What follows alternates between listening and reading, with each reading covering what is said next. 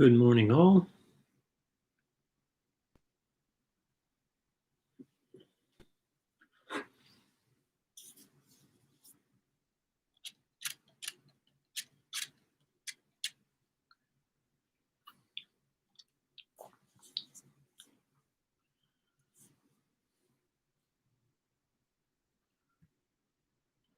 How is everyone today?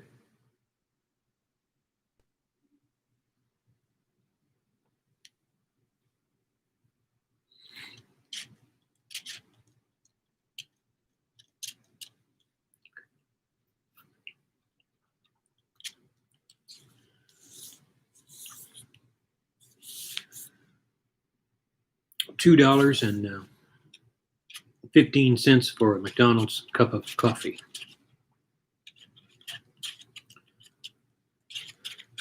Hello, Happy Life. What an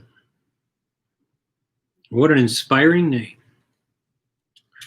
India. All right. What part of India? Northern, southern?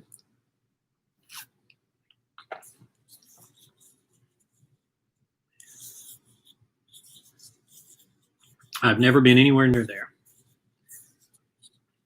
I understand the culture. Hello there, Vel. Good to see you again. I understand a lot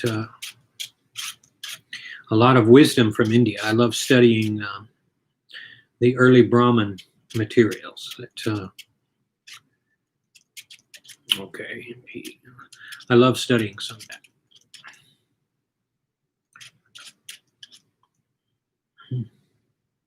All the way from Africa. All right. You see, my audience is literally anywhere, any and everywhere. And thanks to the internet, people can connect who are way, way far apart. This would have been impossible going back years. That's great. You're on OMAD. As usual, we start out today with the coffee, with the here's this old Igloo carrying case right here.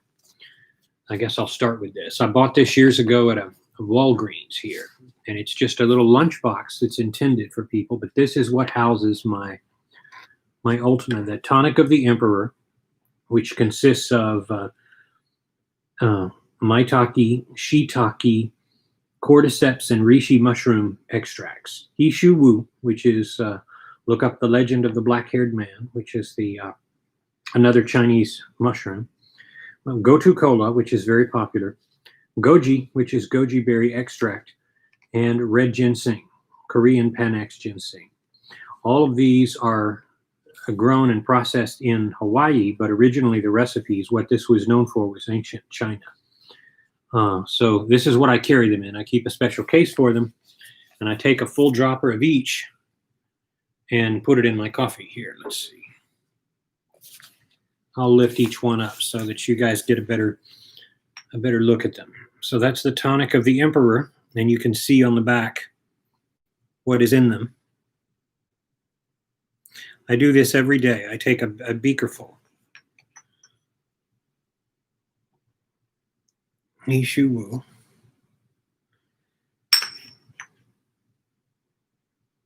These are the reason, this is what I attribute to never getting sick anymore, if you recall the other videos. The brand is Hawaiian Farm, or Hawaii Farm.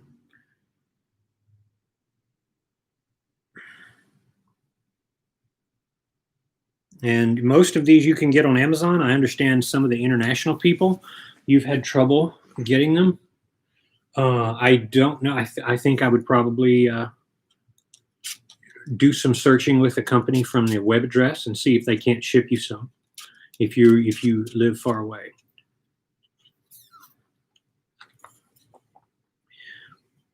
Suraj, I hope you're doing all right. I remember you were on the last stream. Indian government officials came and dragged me into a government quarantine facility, which is pretty much like a detention center. I had to follow their diet, and they give me hydrochlor. Oh my goodness. I recovered 2 weeks ago and was released. Meanwhile, I lost my IT job and had to move back in with my parents. Then I tried to follow snake diet and failed miserably. fall off my wagon and started binge eating like crazy. You were right, Joe. I should have focused more on stability that OMAD provides, not short-term hacks like snake diet. Now I am back at square one. I will start OMAD again tomorrow. I'm sorry to hear what you went through. That's the craziest thing. Even over here in the north, I'm in the south, but as you guys know, but in the north, they're getting close to doing stuff like these mandatory quarantines. They have tried to. That's not going to take off very well in the south because they're more liberty minded. But up north, you do hear about some people in some parts wanting to do that.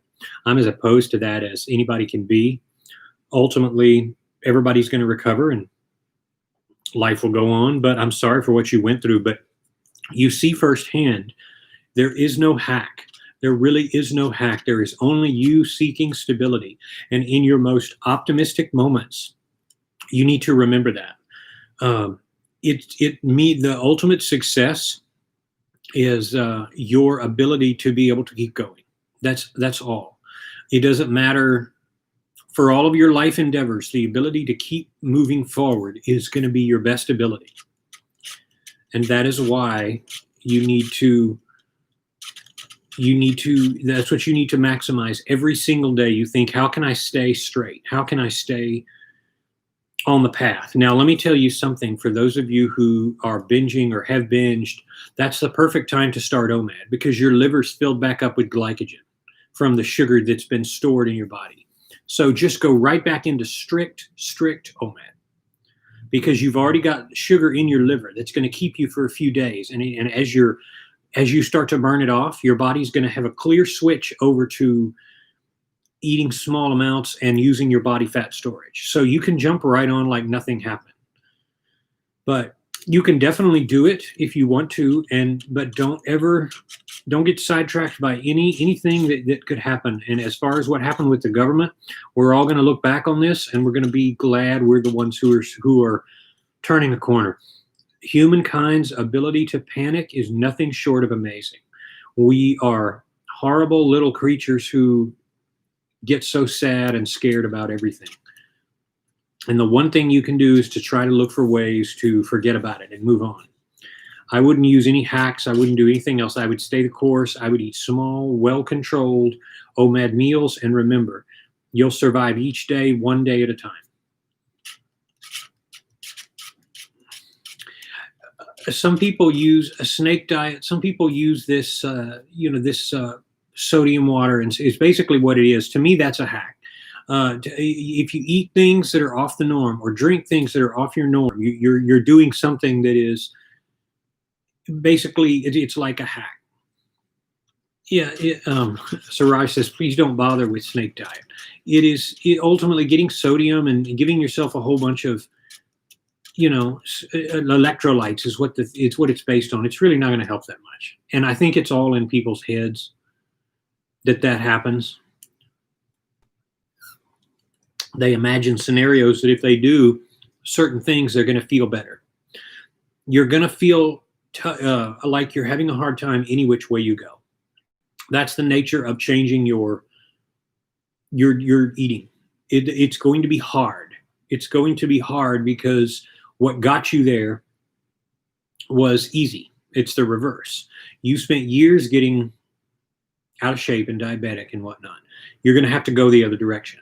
And it won't, you will never find it very easy. It's just not going to be. If it were, everybody would do it. I've said that I don't know how many thousands of times now. Hello, Sean. Falling asleep, daily refeed. I know it's related to how the body portions amino acids differently between muscle and brain following the meal plus insulin surge. Do you eventually adapt to it? Yes, go as small as you can on the daily meal.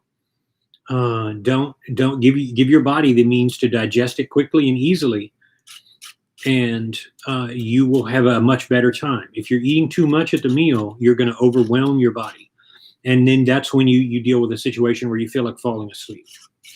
Honestly, go in there and have days. There's days I've had 700-800 calories. I don't recommend that every day, but 1,100, you can do that. Your body will adjust just fine at 1,100 calories, and you'll be fine.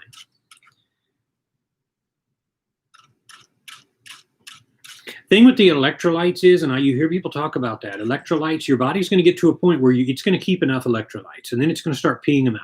So you get these people that pump fluids in them, and then they start peeing it out and having to put electrolytes back in, and it becomes another cycle where people get tired of doing it.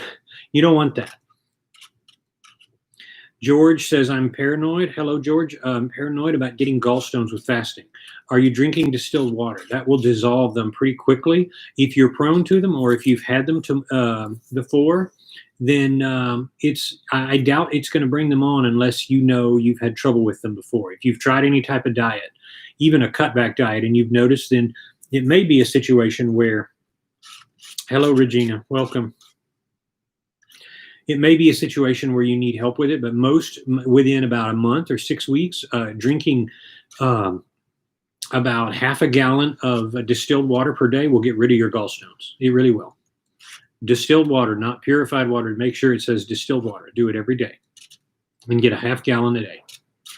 I know because I've talked to people who did have stuff that were so large that they were going to have a laser go in there and cut it in half, and they ended up if not curing the problem, then reducing the problem. I wouldn't let, you would know if you had really bad gallstones because you would be in so much pain you had to go to the hospital. Have you had that before, George? Mushrooms are, and I go slow on this coffee. Now, with the beaker of mushrooms, it tastes so good, and it's an everyday thing. Michael, hello. Michael says, making great progress. Coffee and water gets me through the fast until one meal at dinner. Developing some issues from coffee, but it gets me through. Yes, it will. Decaf is a way to go, especially if you're reacting with, some people get a lot of cramps because they get too much coffee. I know a guy who does 7 to 10 cups. To me, that's too much. That's going to be hurtful to your calcium, your levels, because your body's going to start to strip away if you get too much. Me, I do at the most 2 cups a day. This will be the first one, and I might get one more. Blanche, am I pronouncing that right? Welcome. I'm blessed because I have been on OMAD for almost a month and I don't find it hard. I am also walking 3 miles a day. My appetite has really gone down, so my meals are smaller. Perfect. Keep going. Keep going. Keep going. Keep going. Don't do anything to disrupt the rhythm you have. Watch my video on, if you haven't already, my last video on splurging and how you really don't need it. And you figured that out, I think. That's really good. You are at a point where your body has accepted what you're doing. That is really, really good. Michael, let's see. You're most welcome. I try to do this periodically. I want to do it on Fridays. I want to have a situation where maybe on Fridays I always do a live one. And on Saturday I do a sensitive subject. And then a sensitive subject video that might deal with not a normal subject, and then Mondays do a meal, like something like that. So I wanted to try something different like that. I don't know. What do you guys think? Do you guys have topicality recommendations that are not to do with OMAD? I know people connect differently with some of the different content I do. If I do something like the last video on AI or a random listener question, some people receive it differently.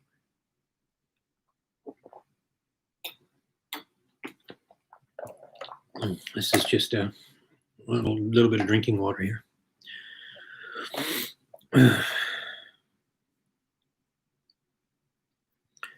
Yeah, you guys who have been doing OMAD, once you get in the pattern and you realize, don't ever let anything pull you out of it. You will know that it's time to get out of it because your family will be telling you you're getting too skinny, or you'll get to a point where your needs again change, in which case all of life will basically speak to you. You'll get to a point where people will say, hey, you've lost quite a bit of weight. And you won't hear it from 1 or 2 people. You'll hear it from a lot of people. Keep going in that direction, because remember, you want to be a little lighter. If you're losing weight, you want to be a little lighter than where you want to be, because you don't want to immediately start putting weight back on. And even once you've been at this long enough, you're going to find that you keep dropping anyway. Blanche, you at walking 3 miles, you'll keep dropping. Even after you stop, you're going to keep losing some weight for a while, and then finally your body will stabilize. But that's the way it gets. Once you do it a while and you're consistent, your body gets the message from what you want to do. I have been doing 4 cups a day, but always follow up each cup of coffee with 2 bottles of water. Still, I will try decaf. Okay, well then, yeah, that's plenty. If you're getting, and this is my ratio, you may have heard it on this channel. Since I had a kidney stone in 2004. I was, of course, a very big guy, and I was about 350 pounds. It was September 17th, 2004, and I woke up in the middle of the night. It was 3:30. My wife at the time had to drive me to the hospital. And I was in so much pain, and they found that it was from too much soda. So from then on, I said, if I have a soda, I'll have a water. What you're doing will keep away any other conditions that you might have. So I'll never, even if I find that I don't want water, if I've been drinking like a large coffee, I'll always drink it down with a water. And as I showed on the last couple of videos, for those of you who have access to Kroger's or any place where they sell Simply Organic or Simple Truth, you can go and get the vapor distilled bottles this size. So you're getting distilled water on the go.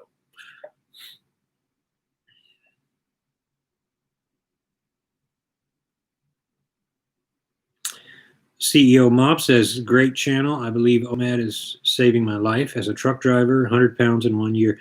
That is super, because you're in a high risk profession, because if you're a truck driver, if I'm reading that right, because you're doing a lot of sitting, you're getting gas station food, you're going around and you're dealing with driving, which is just hard on your body. You're getting sun, you're getting rays from the sun, which can actually, be too much after a while. You guys can tell, right? I've been getting sun. I've been getting exposure to sun, and I got up this morning just before this we started here, and I still feel hot, like I'm getting a little bit too much. I've got to back off. Well, that's great, CEO Mob, because 100 pounds, your heart is so much easier, is in such a much better place now that you have no idea. And the way it is when you lose 100 pounds, you don't immediately know. You can't immediately tell. Because you start to find your blood pressure takes a while to go down. It takes a while for your body to settle into when you reduce weight, as you're I'm sure figuring out. And then you start to realize it's easier to move, you sleep better. If you've had my doctor was trying to get me to get a CPAP when I was a big guy. Matter of fact, he was insisting. And then I had two, I had a lady and a man, and they were both insisting. They said, you're going to start having really a lot of trouble breathing, because I already kept waking up at night coughing, and I would have a terrible heartburn. I would have all sorts of troubles. And once I got about 325, I started to have lots of trouble sleeping. And I would wake up coughing, and it was just one of the most horrible things that I experienced. So what you did with 100 pounds that's amazing. But even if you're 400, you come down to 3. That's a huge difference. You're 300, you come down to 2, and even if you're like 5 something and not even 6 foot, you're de-stressing your heart in such an amazing way that it's hard to appreciate until it's been a while. But you're on the right track there. Thank you for the compliment. Sean says, with regards to off-topic-ish videos, the double bind one was very interesting. Your positive spin on it was one of a kind. Keep posting on these. Excellent for sad, scared types such as I. That's excellent. You're taking what I'm saying. I try to provide clarity for behavior types, because the reason you're here is usually an indicator of what you're struggling with and interested in. There's a reason people seek out topics, the topics they seek out. There's a reason that you are wanting to do what you do, and there's a reason for the trials that you face. it all means something. And I have learned long ago that the way we process information isn't the same. I've known it for years, but I once upon a time I thought, like everybody, that people are just the same, that everybody laughs and cries, and it's not the same. We were seeing the world actually differently, and it's that way to every degree. Michael says, people say to me, hold on to your bigger clothes because you never know, you might gain it back. That's not the reason that you hold on to bigger clothes. You hold on to bigger clothes to show it off and put it on the wall, like I did my Big Red and Barbacoa shirt there. Y'all seen that? Y'all seen the Big Red and Barbacoa shirt? That's 3X shirt I used to wear. I came down quickly from 4 to 5X to 4X very quickly. And then I went from 4X to 3X, and then from 3X to 2X. And then I got down to large, which is really where I am, but I'm a little bit too tall as a 6'4" guy. So I go back into XL. I stay in XL territory because my sleeve length is just too long. So that's kind of where it is there. But yeah, that's why you keep your clothes. No, you don't do it because you might gain it back. That's a way weak accountability. Oh, I might gain it back. My life is, I can't control myself. I might as well just submit. That's the path that gets everybody out of control, because they let other circumstances define them. This Dr. Pepper Diet DP has been in the, still kind of crunchy. It's been in the freezer. I'm going to have a little.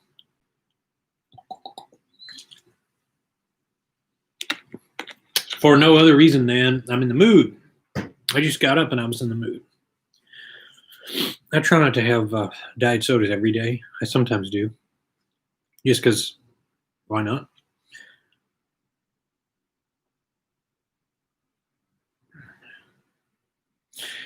Siraj says, your latest video on types of personality and who are most likely to fail is spot on. Whatever you said is 100% true. Great video. Thank you.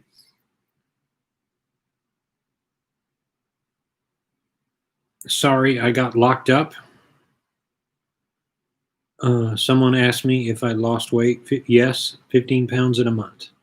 Oh, to the earlier person who asked in the comments. Yes. No Dr. Pepper here. Man, well, let me tell you this. Unless you have a diet version, you don't want the Dr. Pepper. Some people don't like Dr. Pepper.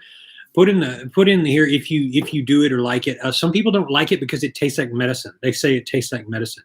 Other people like me really like it and wouldn't have been able to lose weight without it because it's just so good. I only drink the diet version, obviously, but it is just a treat. To me, some people really, and Big Red. And the same thing with Big Red. It has a medicine-y taste that some say. I kind of like that. Carissa, welcome. She says, I like Dr. Pepper in a can. Yeah, it does taste. It does seem to taste better in the can. I don't know why. Barbara Jones. Hello. I'm a Texan. I love it, of course. Diet and same as a treat. Yeah, we Texans know. You can go to different places in the U.S., for those of you not here, and there's a lot that is not the same. For instance, in Houston, where I am, Pibb, Mr. Pibb is a thing. But if you go to most places, now you can get in some places in San Antonio. Pibb is a type of Dr. Pepper, P-I-B-B. We used to call it Mr. Pibb back in the day. You guys occasionally see me drinking it. It's about as good, in my opinion. But it's different. But if you go to the north, you can't get it. And only if you go to certain places along the east of Texas can you get it. And you go up north, you can't get Dr. Pepper in certain places. So it's like that. And Big Red, you can only get in the south. You cannot get Big Red in stores in the north. So if you go to the Midwest, correct me if I'm wrong, any of you from the Midwest, you really can't get it in a lot of places. So it's like that. You probably have a lot of stuff in India, Siraj, that I would really love, like mung beans and different things that I have to go to a store here. And I have a store near my house run by a Pakistani gentleman who I go and get a big thing of mung beans and different stuff that I can't get at Kroger and HEB and all of these other things. So I think it's probably a trade-off to a big degree. Michael says it seems that potassium and magnesium are hard to get enough of, so I take those as supplements along with multivitamin. Your thoughts? They're very good, especially if you have cramps. If you magnesium and potassium are, and you might actually add calcium to kind of keep them in balance if you have issues.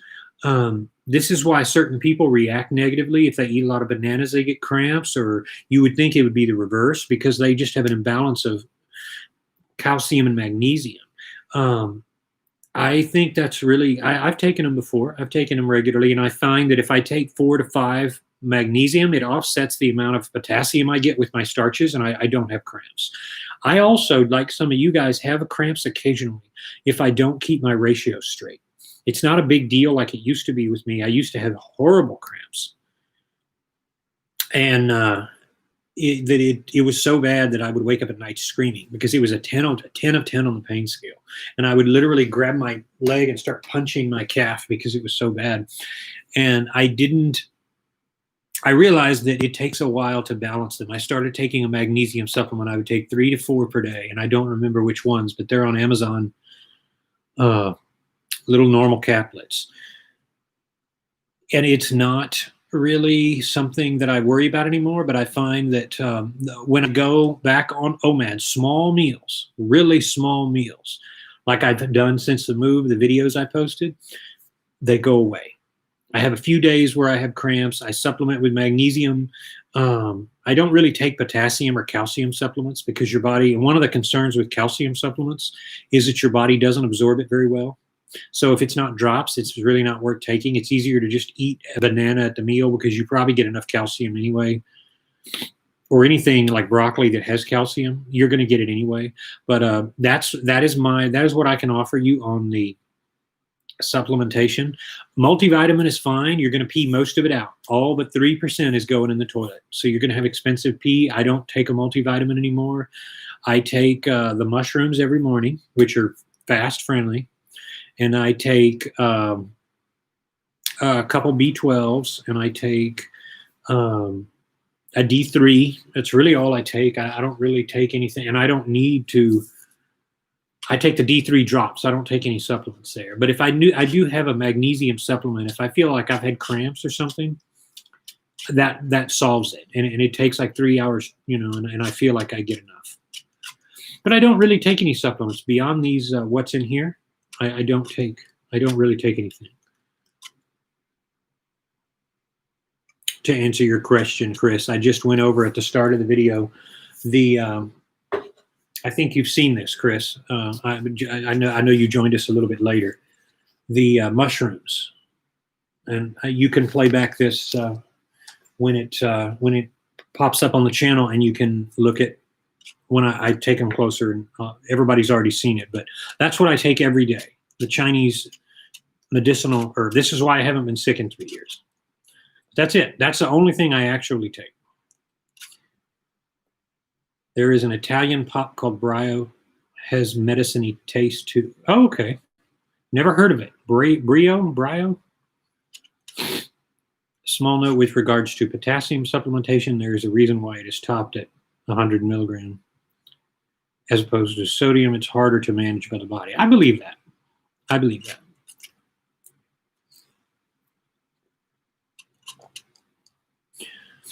What is COVID situation like in Texas?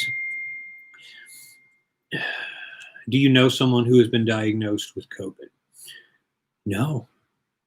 All this talk, all I hear is rumors. I've been to the hospitals here because I had that little cyst removed from my midsection the other day.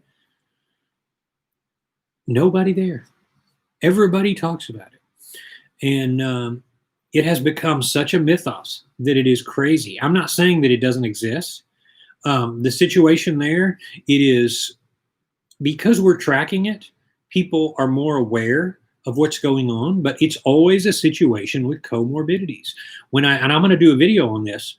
When I went in for surgery, they kept moving me back because there were people there that weren't very healthy.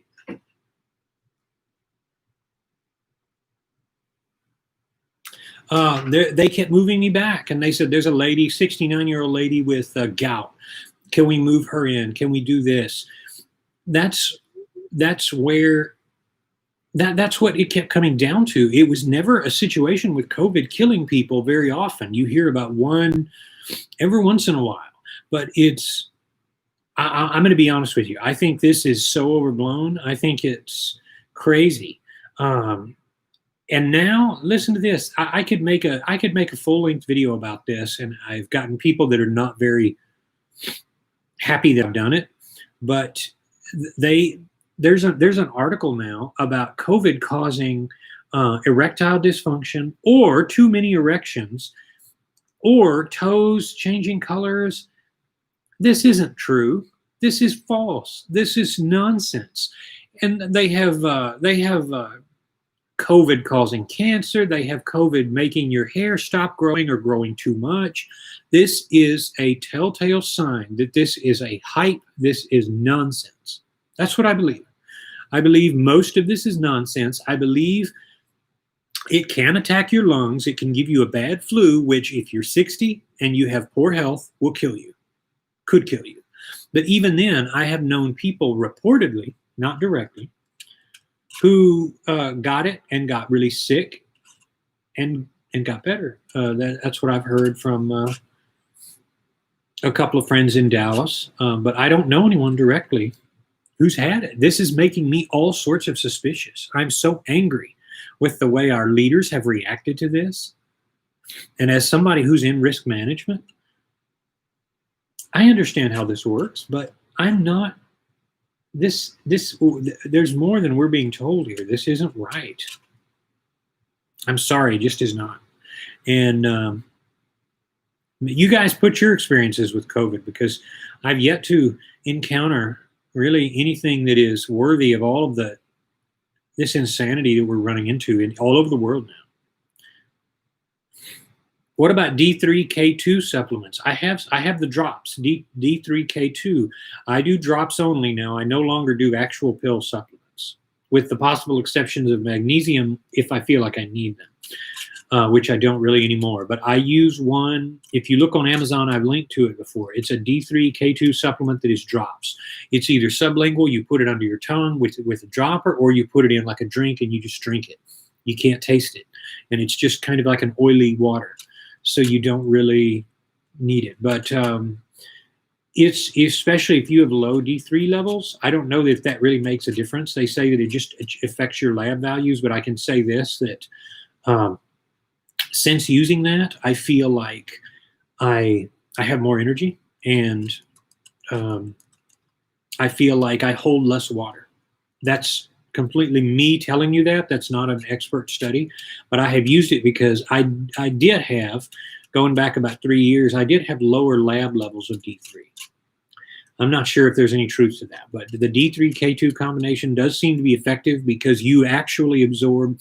I had a girlfriend take it, the D3K2 that I recommend, the drops, and it'll actually affect your lab values. Some of the little pills don't. Even if they're like 5,000, they don't appear to work very well. You do, Blanche, you pee it out. Most of the multivitamins, you have a rocky pee. You're going to have bright yellow pee. It's not going to do anything for you. But drops, the D3K2 I use, since it's an oily drop, I wait till my meal, and if I have bread, like a hot dog or something, I squirt it on the bread so that it absorbs. So I'm actually eating it. It's part of the meal. So and it's 10,000 strength. So I do 2 squirts of those. So if I do it once a week or twice a week, that's still plenty. And I try to do it at the meal. But that actually makes sense, because if you don't get enough sun or you don't get enough, your lab levels are low on D3, I don't see a problem with supplementing. I'm not with Jeff Nelson on that it's harmful to supplement. For those of you who follow Jeff Nelson's channel with VegSource, he actually believes it's harmful to supplement. I haven't seen any hard evidence that would suggest that. Even if you take a bunch of supplements, it's just, your body's just not going to use most of it. Idgy says, I honestly just need to get started and stick to it. Yes, sounds like you do. There's not an easy way. If it were easy, it would be everybody would do it. I don't know how many thousands of times I've said that. How many thousands of times have I said that on this show? Vel says, I do wish I had the knowledge of OMAD as a teen, as a 25-year-old. It's interesting to contemplate how different it may have been. The most nutrition I got was from fortified cereal. Oh man, it's the truth. Try being in your upper 40s. I remember we ate Lucky Charms, and yeah, it's just junky bread, and it's doesn't have any real value. Even if you had known about 2MAD as a kid, you just a meal in the morning, a meal at night, and make sure you get enough calories to grow, and then get rid of all breads and junk. You'd be great. I did that as a high school guy. I went on 2MAD, and I just got rid of breads, and I ate normal stuff, and man, my body responded beautifully. And I did for a time go on OMAD and had good results on it. But I didn't even have to. I found out I didn't even have to. As a guy, 17 years old, I responded super nice. I responded super well to just cutting out breaded, crappy sugar and then eating twice with nothing in between. That's a good thing about, you see, you're 25, you'll do your body. You're in a good spot though, because now if you just use OMAD, you won't overdo it. You'll stay optimal. You'll stay without getting too much. And by the time you're 35, you won't be fat like all of your friends who will get fat as hell. And you'll know people at 25. I remember seeing people 10 years later, and they were 100 pounds heavier, 75, 100 pounds heavier, just because they were drinkers. Some of them, they were not even big eaters. They were just drinkers. They would drink like crazy.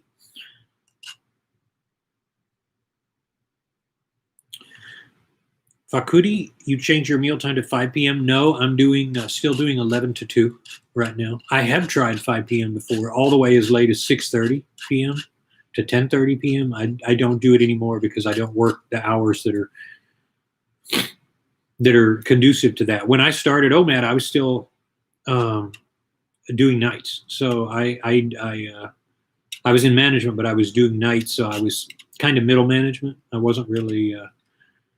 I didn't have the freedom I do now. So, but I started and I didn't have a job. Hey, Fonz. I see the Fonz has joined us. The Fonz is not, I love the Fonz because it's dropping like flies because of standard American diet. There we go. Who else is, let me jump ahead. Okay, Pia's also joined us. I don't want the list to get too long. Okay, and you go back up here.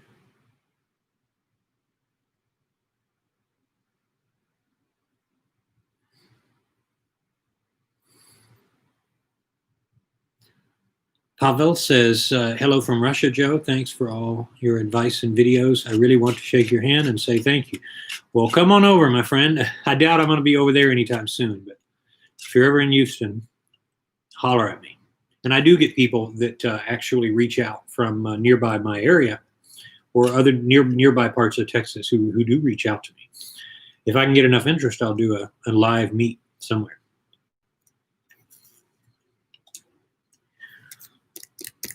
I find it so sad, Blanche says, that so many people are living in fear. That's all they have. That's their lizard brain is pushing them. It's keeping them going because the news, somebody says there's a dangerous thing happening. Those impulses take over and they start fighting and flighting. Their brain is in prime mode. That's why a person can feel awful, and then something happens. Have you ever had that? Have you ever had a bad day at work where you were sick and you felt bad, and then you got to a point where something happened and you had to kick into it? Your lizard brain takes over, and you start getting in that mode. Well, people are living that way, and they're adjusting, they're coping, and they're looking at metrics. By the way, one more thing on COVID. The real scary thing is that people, and I know this from doctors who admitted to me they forged records, not really intentionally, but somewhat. They wrote down the cause of death. 56-year-old Hispanic male dies of heart failure. They put COVID. A guy went to the hospital, had a heart attack. They put that he died of COVID. All of these statistics that you're seeing on CNN, you have no reason to believe they're accurate at all. Just going to say that. That's part of the fear. It's part of the fear. Yes, they're living in fear, and you have good reason to pity them because that's how they're letting their primal brain dictate how they handle this. And it is a sad situation. You see these people in public, they're just covered up in like, Martian suits. It's like really sad.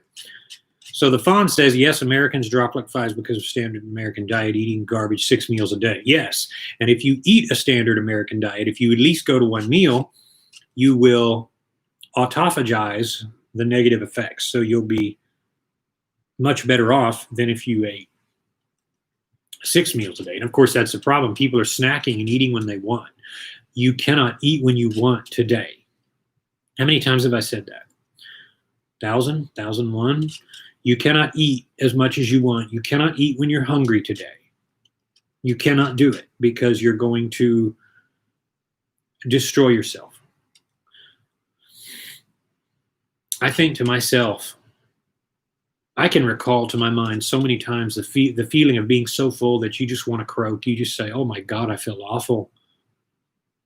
And you think, imagine feeling that way 5 times a day. It's a situation that is awful. And even if you're not overeating, even if you're one of these people who nibble all the time, you're taxing your system because you never have a chance to rest, not long enough to undo the effects of what you're eating. So if you're eating breads all day, and that's some of the worst, by the way. If it were not for these mushroom jobs, I used to get canker sores all over my mouth because I get it genetically from my dad. I don't get them anymore because the mushrooms will completely eradicate them. So if you suffer with canker sores, I never get them. But one of the ways I would get them the worst was when I started eating a whole bunch of breads, Pop-Tarts, Ho-Hos, Ding Dongs, and junky foods. Oh yeah, I would not only feel bad, I would not only have low energy, I would start to get infections and I would start to get sick and I would get up and I would start coughing up a lot of wet phlegm. Standard American diet crap, you can't eat that. You can't snack. If you're going to eat that, you can eat it when, at the meal, but try not to. It's best to tactically do that because otherwise you're going to weaken your body because the thing with breads is they absorb minerals out of you if you're getting too many breads and you're eating too often. You can do it once, but if you do it 5 times or 6 times, you're really going to kill yourself. And I mean that. You're going to hurt your body in so many ways.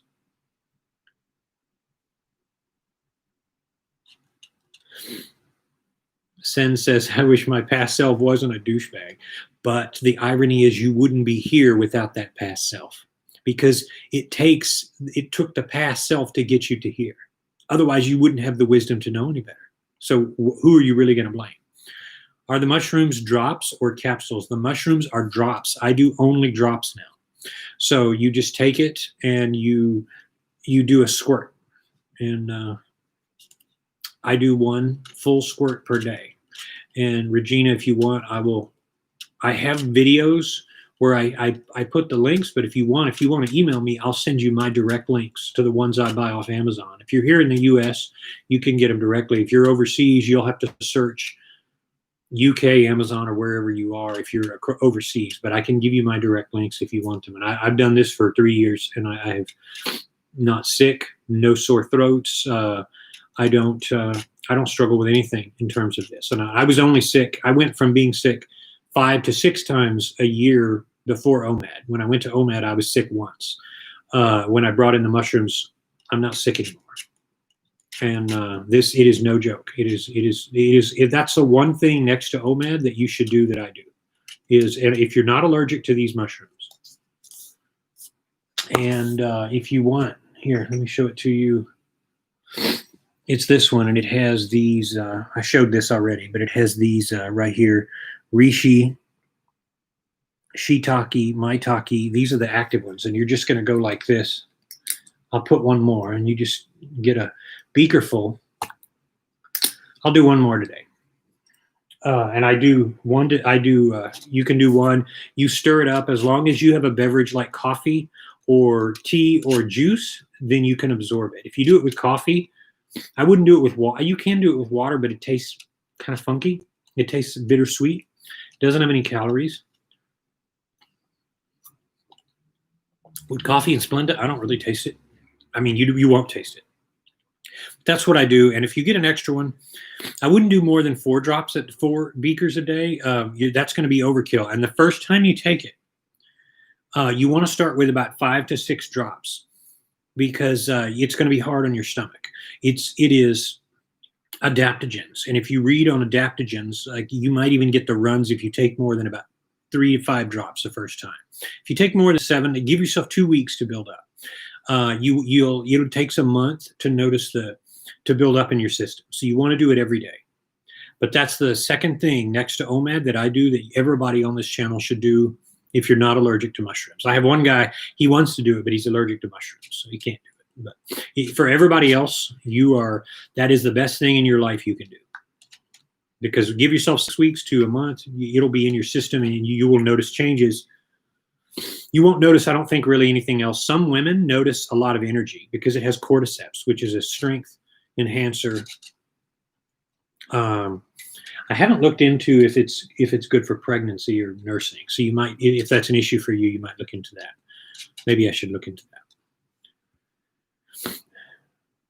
The cure is worse than the disease when it comes to COVID. Listen, I'm a part of an anti-vax group down here. I'm not officially anti-vax for everybody, but I am for me. We're not getting a vaccine. The cure is worse than the disease when it comes to COVID. Yes, I'm not. And I recommend that you not. If you decide that it's right for you, I recommend that I don't believe you do any of these things because they're dangerous. Your body is the best. Ultimately, that's the way it is with anything. Your body has to fight it off. You can't set yourself up so that you say, well, we need a vaccine. No, you need your body to be able to fight whatever it is that's attacking you. And if you can't survive, bye-bye. Because that's the way of nature. That's the way of natural selection. Your body has to be strong enough. The kids that you have, their bodies have to be strong enough. And you can't depend on vaccines. I won't classify myself as straight anti-vax now, but I am for me anti-vax. I will not be taking any more antibiotics. I don't take any pills. I don't take even pain relievers. I don't take any of those things anymore. And when I did in the hospital, I let them talk me into getting a round of antibiotics. It tore my gut up. It made me feel so terrible because my body can fight off its own battles. I'm not sick. I don't have the struggles other people have. If you're in that situation, I recommend, and if you do the mushrooms, you won't need anything anybody gives you. I can almost promise you that. I really haven't met anybody, and I've had other people try it who were sick and they're not sick. So just gonna throw that out there. Cure is worse than the disease. Yeah, I recommend you stay away from any vaccines unless you feel like it's not right for you. Blanche says, I hadn't met anyone who has it either. Honestly, it feels, I hate to be a conspiracy theorist type, but it does feel, this has all of the elements of a crazy, wacky conspiracy theory. It is really nuts. And I don't, I'm really not happy. The way we're handling it, the way our leaders are handling it is really scary.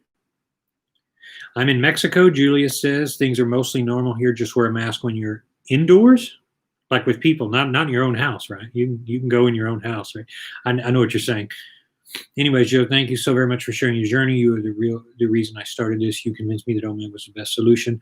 Well, thank you for joining us here and sharing your own experiences, which always adds to the revolution, because the way we change influence and change the landscape is by getting many people involved. Maybe, Michael says, maybe COVID is the wake-up call that we all as a society should be healthier. I think it will have that effect. I think in positive, people will be.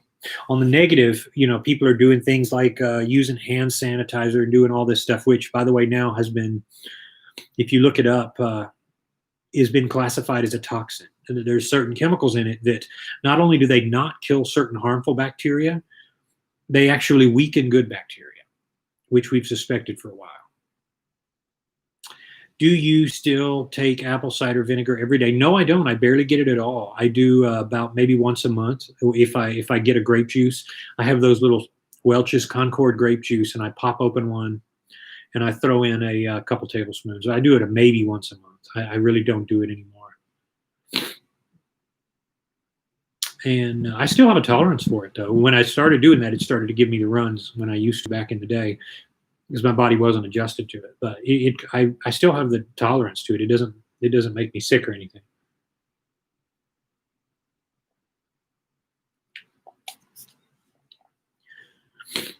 I don't take any vitamins, but I eat a ton of fresh veggies. Blanche, you're good there because you enjoy veggies. I don't. I'm such a starchaholic. I love the starches only, and I find that when I eat veggies, it's a sign that I'm about to lose control because I'm eating something I don't like. Some people like broccoli and Brussels sprouts. I don't, unless they're in stir fry. Something like broccoli, I can eat that, but I don't really like veggies like a lot of people do. But if you do, then that's really good. I mean, why wouldn't you do that, right? Sublingual vitamin, liquid vitamin goes in the blood directly and bypasses the portal veins, stomach to liver filtration, thus higher usable levels. Well, that's what's undisputable. What Sean points out there, folks, is indisputable. If you do drops, you will always have a higher absorption rate, nearly perfect absorption rate. And again, I know a girl who I dated. She could not get her vitamin D levels up, and she was starting to be getting an autoimmune disorder, which is one of the things. She started using the drops that I have in there, and she noticed a marked improvement, felt better, and all of that. So I try not to ever spread rumors, because one person's experience may not mirror everyone's. Then again, anecdotal experiences will often be more powerful than so-called studies, because you'll get a lot of people who all they can do is worship a study, and on the off chance that something may work. Thank you, Pia, for the donation. I so very much appreciate that.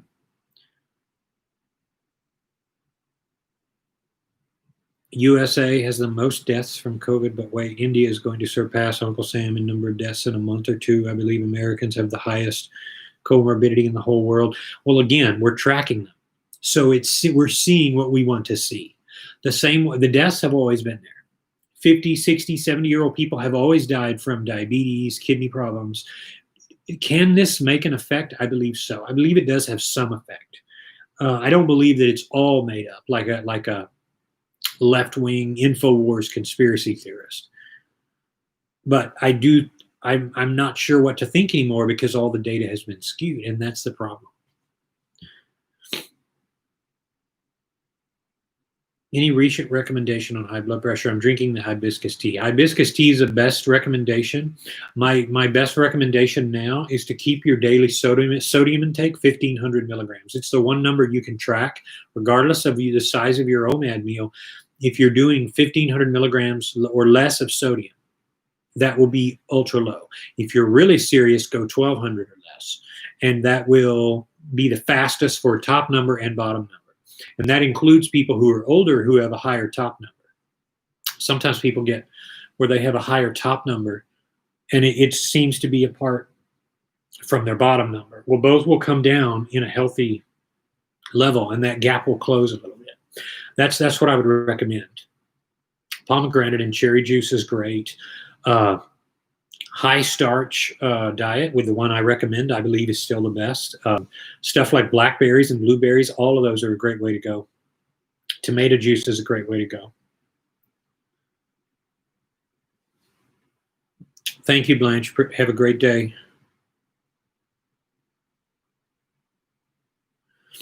Have a super day. Zaremchak, I'm sorry, I'm butchering that. Hello. Welcome to the live stream here. Take care, Blanche. So, Lady MC, how are you doing? Welcome. I am trying 24 as I couldn't do OMAD. It has been a week yet. It hasn't been a week yet, but I am hoping that it will be a good fit for me. Well, if you're modifying it to yourself, that's a very good thing. if it's something more manageable for you, it will definitely be, I'm sure, an improvement. It's better than binging, or it's better than losing control. I've tried that before. I've tried eating over a 4-hour period. It feels so awkward to me because it's so stretched out. I even tried it yesterday. I did got up and ate some fruit and ate some oats, and then I came back in and ate some popcorn, and it feels weird to me because I'm so all or nothing. And Palladium, you may have a more multitasking mind. For me, I like to do one thing and do it and then target it. And once it's done, I can check it off my list. So to me, it's a little bit easier to manage. P.S. Thanks for your encouragement. I'm on OMAD, but I'm losing 1 pound a day. Maybe it's water weight. Well, for a while it will be. It won't stay that way. Yeah, you're going to be losing 1.5 pounds a day, and then you're going to get to a point where you stop and you're going to get kind of scared, and you're going to say, "Why am I not losing anymore?" And you're going to have to watch some of my videos, and I'm going to explain that you might be stuck at a weight for 3 weeks. I was, no joke, stuck at a weight for 3 weeks, 3.5 weeks, nearly a full month, and I was so mad when I hit 324 pounds. I stopped losing, and I said I was so mad, but I just kept going out of sheer stubbornness. I don't know. And finally, I went in there, and it was 322 or 319. I started losing bigger again, and then it stopped again at around 317, 316. And I had a few, 4 or 5, 2 or 3 big plateaus, and 1 or 2 small ones after that. And finally, I was well back under 300 pounds. But you'll notice that you will not keep losing all the time, but you'll, for a while there, your body will be peeling off water. It'll just take it right off, and you'll get to a point where you'll stop, and you'll kind of question your resolve, and then you'll say, well, should I keep doing this? And everybody here is going, yes, don't stop. You want to look up that video. There's a video where this guy thinks he's running a race. He forgets that he stops. He was winning, but then he stops because he had 1 more lap to go, but he forgot. So he started going, yay, yay. And everybody was like, go, you idiot. But he stopped. He had 1 more lap to go, and then everybody just blew right past him. And he was so embarrassed. I forget the athlete, but it was one of the big athlete blunders. If you look it up, it's funny, but it's motivation. Don't stop. Don't stop. Just keep going. The Lake Show distilled water has been awesome. Glad I made the switch for the last 3 weeks. Yes, keep going. If you have anything in you, build up. The distilled water has the power to take that right out of there. If you have any gallstone, it's going to rip that right out of there because it's going to filter right through it. It has a negative charge. It's going to pull all that out of you. That's why people that have serious, either that eat a lot of roughage, and anybody, by the way, who eats a lot of plant food should do that, because the roughage gets stuck in you.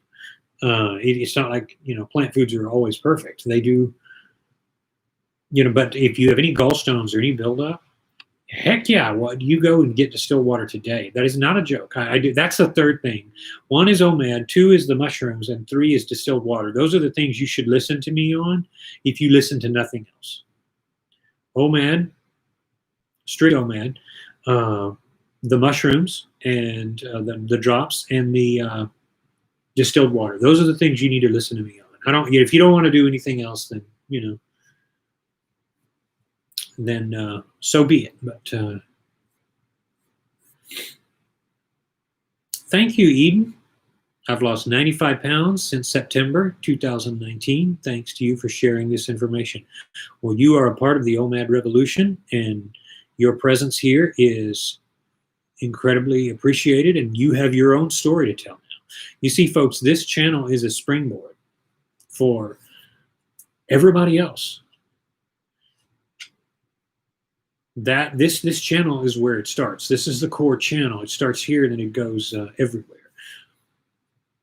I just held up the mirror and said, here's where you are, and you have taken off. So thank you so much for that, Eden. And that, of course, goes to offsetting the expenses of the channel, which I have my website. It's pretty much the only monthly fee and a monthly expense I have, but that is what that will go to. Thank you so much. If I have added value to you and you want to donate, then that's exactly where it goes, back to the OMAD revolution. So. Okay, where was I? Find it again, Stillwater. Has anyone used activated charcoal? That's a good question. I have not. I have heard about it. I'm not an expert on it, so I will remain quiet. Anyone else have any input on that? My sister would say that that is one of the best things you could use for, I think, purification or something.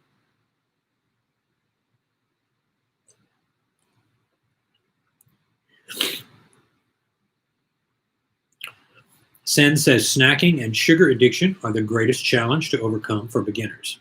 Absolutely true, because you've done it for so long, and you don't have you haven't seen the results yet of not doing that, and that's a problem when you're beginning OMAD and you're finding this channel and you haven't felt what it's like to be in the zen of fasting, in the hunger high. You haven't felt that yet. You haven't learned what it's like to switch over to eating your reserves rather than eating sugar. And when you're used to going out and getting Big Macs and Kit Kat candy bars, you don't have the knowledge base to fall back on. So it's super hard. And I have cousins here who are not fat people, but maybe wanted to drop about 5 pounds, 10 pounds, 15 pounds. They said, I can't do it, Joe. I get low blood sugar. And I'm like, you'll adjust. But how do you tell somebody that who hasn't experienced it? Either they'll listen to you or they won't. A determination to stick to OMAD intermittent fasting can ease the challenge during the 1 month duration. No, it's definitely true. You have to have that determination, and you have to put it in place the same way somebody tells you, listen to me, I know what I'm talking about. Somebody gives you some advice on something. This coffee, my nose is running because this coffee is hot, and before the broadcast I was sitting here just kind of sipping on it, and it's making my nose run. My nose runs we come from the Hiles, the Germans from Ohio, before we came to Texas, and it's a trait of us. All of our nose runs when we eat or drink anything. Does anybody else have any experience with that? It's no joke. It's a family trait thing. I don't see that in anybody else. I guess it's just us.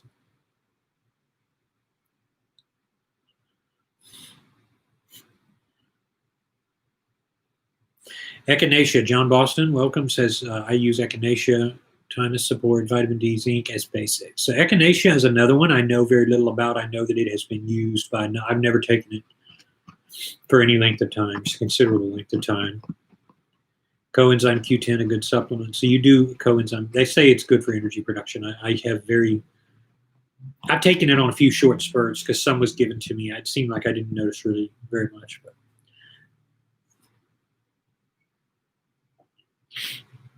activated charcoal for bloating. What do you take?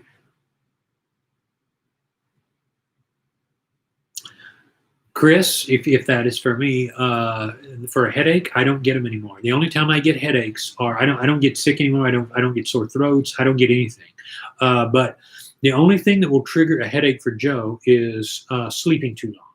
I used to get in the 90s in college. I graduated college in 97, and I used to get really bad migraines, and I would get classic migraines, sensitivity to light, nausea.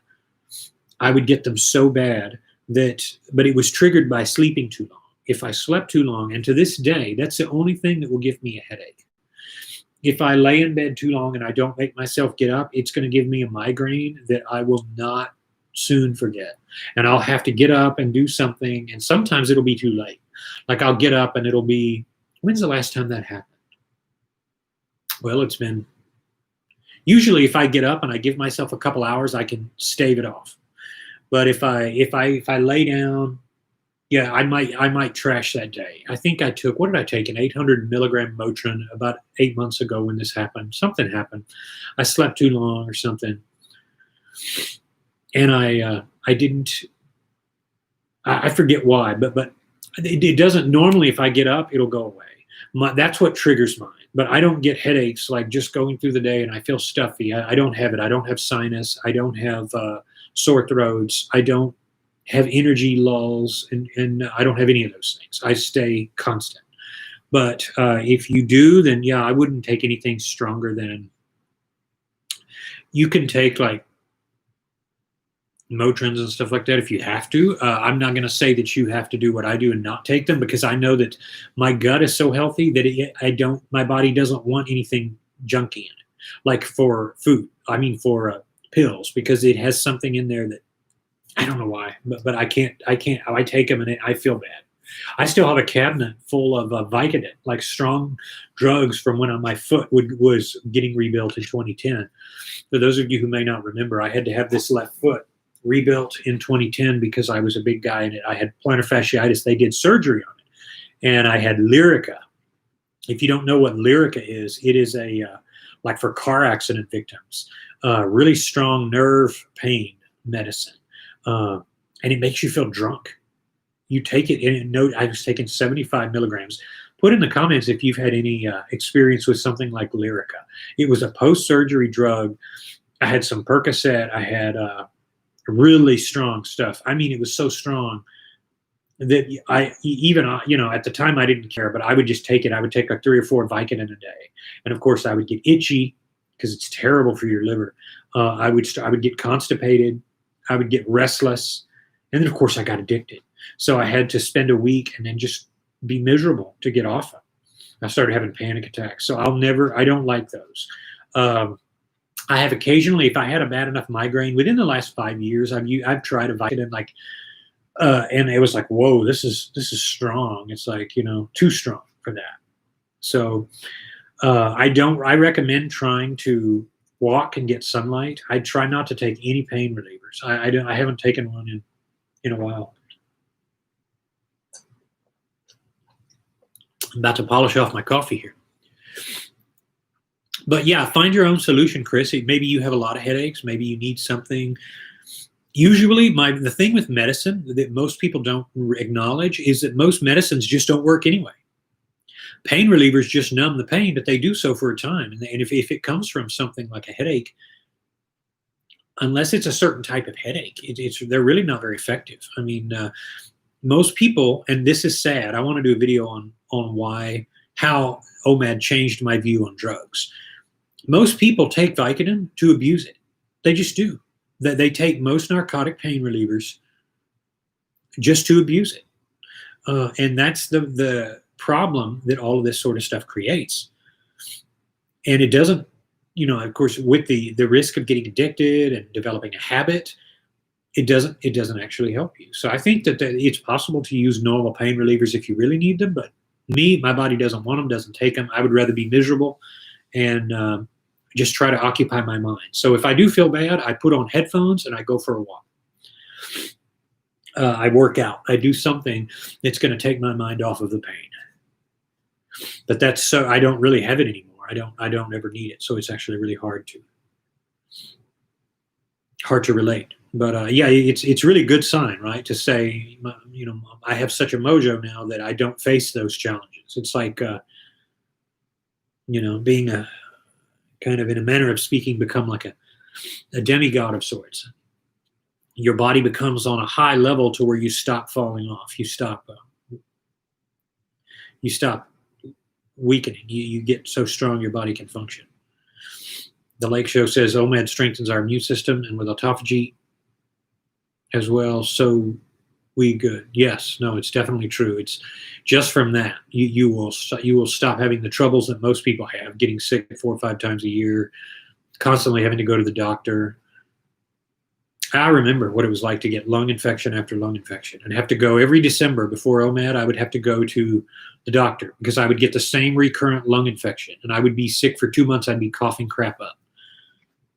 Not anymore. Not anymore. Chris says, never met a vegetable I liked. I can tolerate an onion bagel, but that's about it. Well, I can tolerate broccoli stir fry just fine.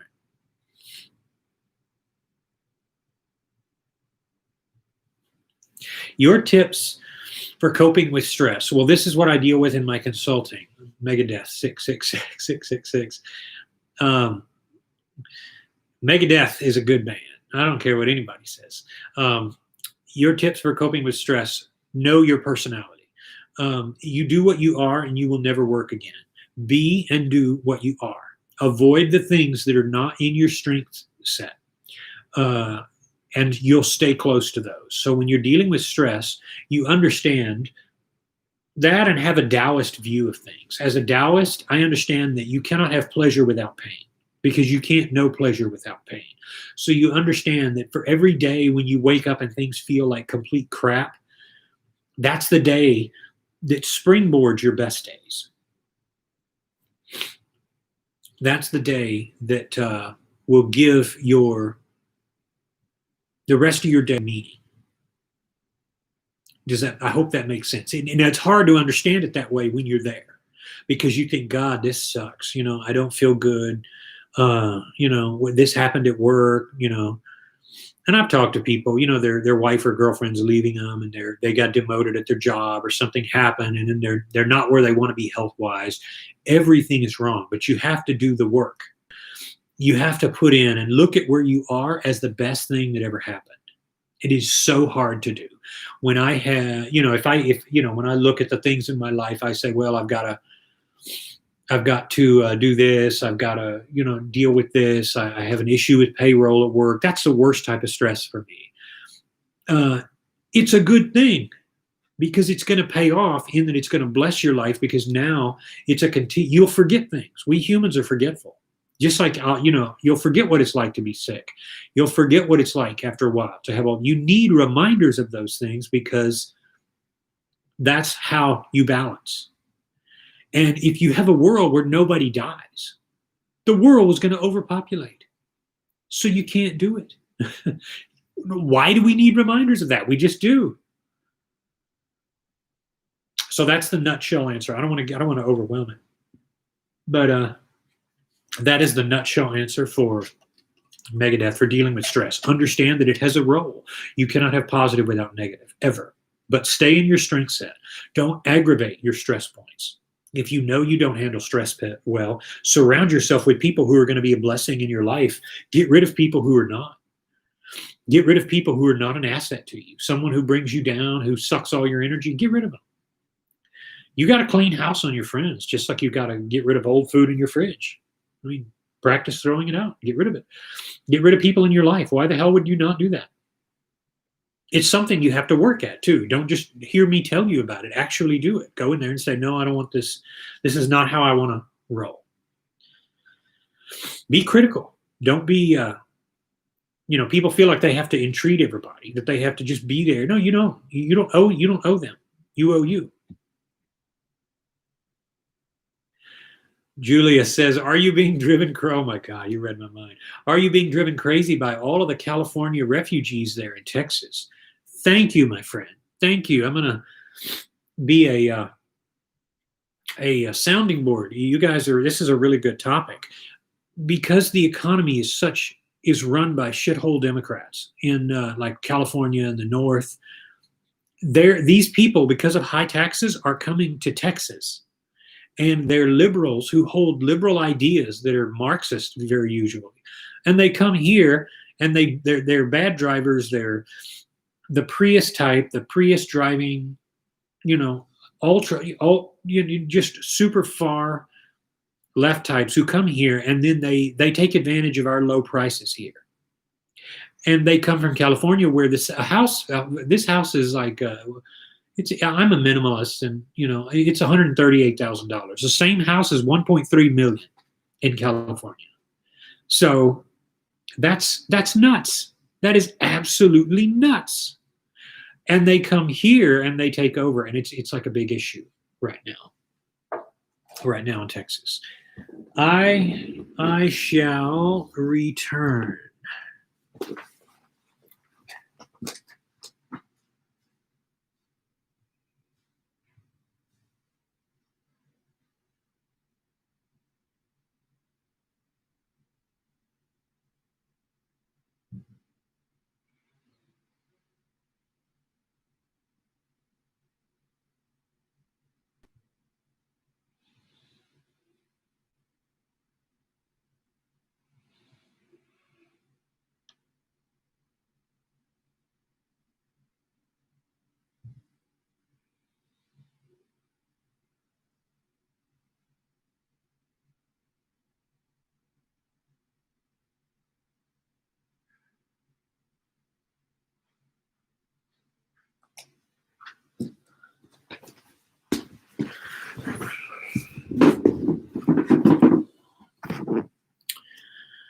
So yes, it is the worst situation that you can imagine because you have so many people who are they're taking refuge down here because we have police that won't tolerate riots. We have police that will not allow people to come in and shut down businesses. And for those of you who don't know, I have a I'll shout out a political channel for those of you who want to follow more conservative topics. At some point, I'll jump on the bandwagon with that. But I've been planning it for a while. The problem is the truckers and delivery men are not going to go to the north anymore because and different parts of the west because there's no police. All of these movements to defund the police are going to destroy. I mean, nobody wants to send where there's no cops because if truck drivers are a high risk industry, you truckers can chime in here. It's you get hijacked, something happens, and then they have no cops. They have just social workers because they're liberal, they're Marxist, they hold left wing values. They see police as fascistic and racist and hateful. That's crazy. So these people come here and they flood into Texas and they soon realize it's not the same. But it drives me crazy, and it is one of my pain points. That's a thing here in Texas. For those of you who don't know, it's so great here. I'll never leave Texas because you actually have communities of active law enforcement. They're not perfect. Nothing is, but they'll protect a community. They'll say, you're not coming in here vandalizing stores. You're not vandalizing Best Buy and taking a TV because some kid got killed on the south side of town. You're not doing that here. And I'm part of the watch. I'm part of the community active group here. We don't do that. We don't play. You don't come into my neighborhood and make trouble, or you're going to have trouble. So, but that's my gripe there. But thank you for bringing that up.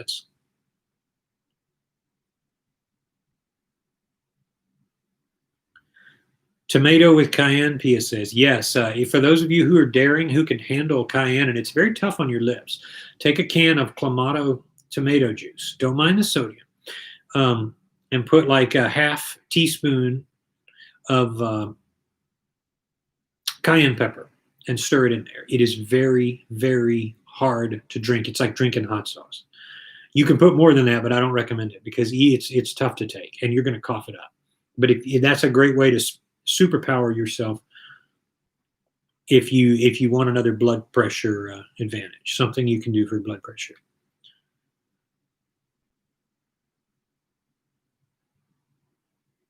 Soladium says if you are suffering from stress, anger, it is important that you get rid of the anger. Try running, boxing, walking.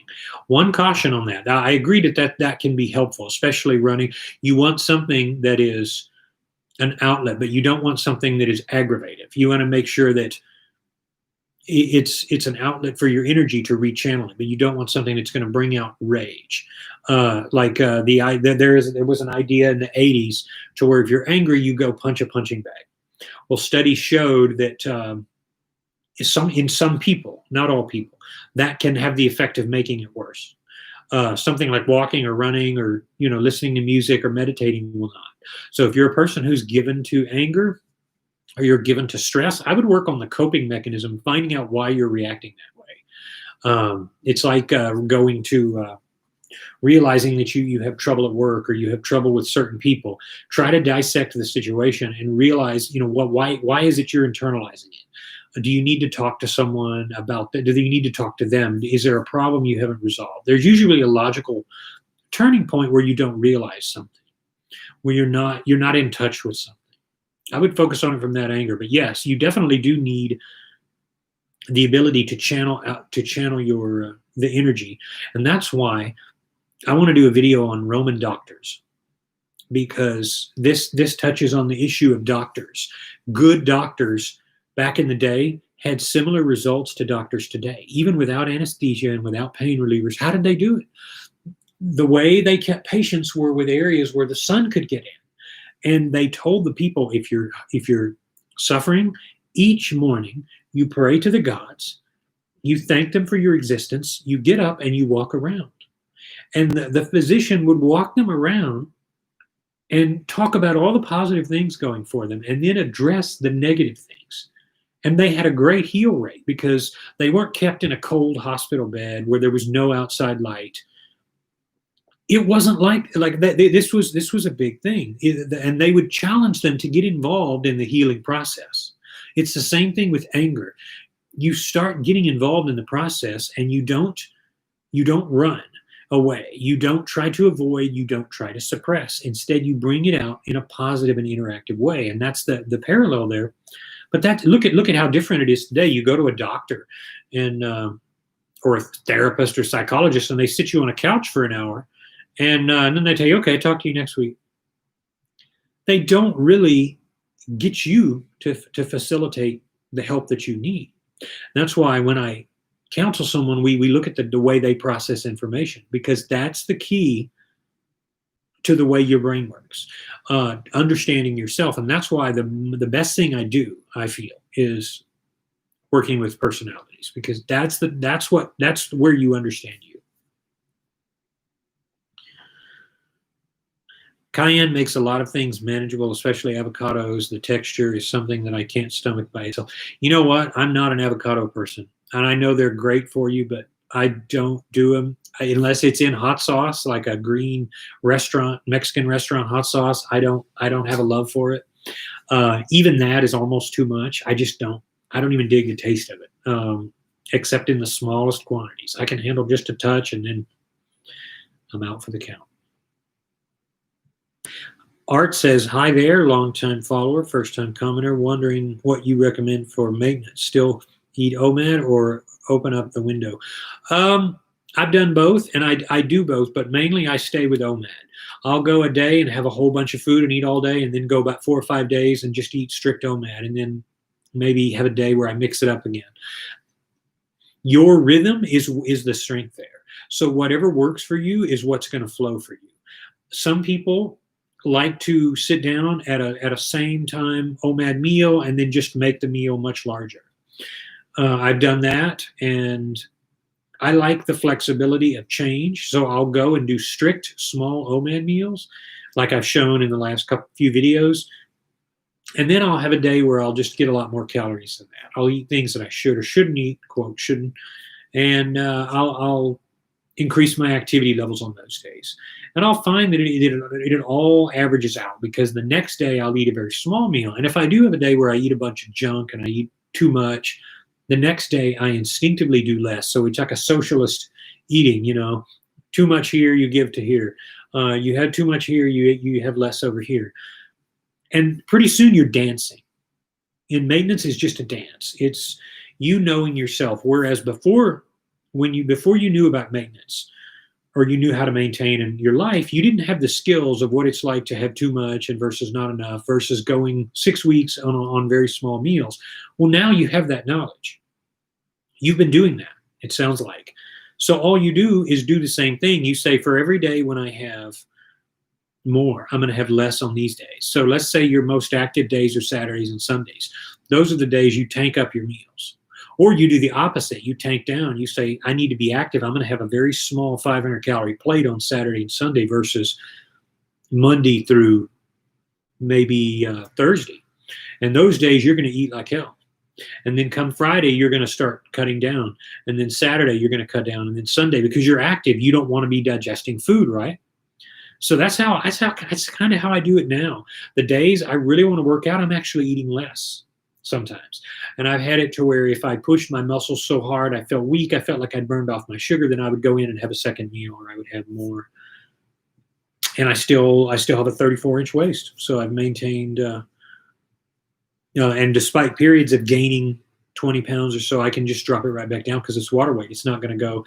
What I have is muscle, and I'm keeping my muscle, but I'm not gaining fat. And all of that is juggling. It's throwing something in the air and catching it with the other hand. You're just doing it, but you don't really have too much of a consciousness of it, because it's something you're doing, but you don't have unconsciousness of it. You're not ignoring it. You're not asleep like you were before you knew to manage your weight. It sounds like, I think I've seen some comments. You said you haven't commented before. I don't know. Your name looks familiar, Art P. But you you will have that flow. It's just something you will do, but you're not unconscious of it. You're not unconscious of the fact that you can't let yourself go. Because if you let yourself go and you say, I don't care what I eat, I just eat, well, you're going to get fat again. Everybody, you'll learn. You've already learned that. Because if you've been fasting and been taking control, you realize you can't nobody can. Not today. You can't let yourself go. If you're one of those who's like, I had a mechanic who used to do work for me at a jewelry store I provided contract security for. And this guy was skinny all his life. Like he was probably 110 pounds. He was like a lady. He was like a skinny girl. He was the skinniest skeleton guy. He was 70 years old. All of his life, he could never put on weight. Like he would eat like crazy. He had such fast metabolism. You're not going to meet many people like that in this world. You're just not, because how would you, right? It's crazy. Done. And now I'm gonna, like I said, I'm gonna wash it down with water here. I'm gonna put the Dr. Pepper back in and have it later. But so I hope that makes sense. You're not gonna meet many people like that. Most people are. You're gonna have to control yourself. You're gonna have to exude some level of life management.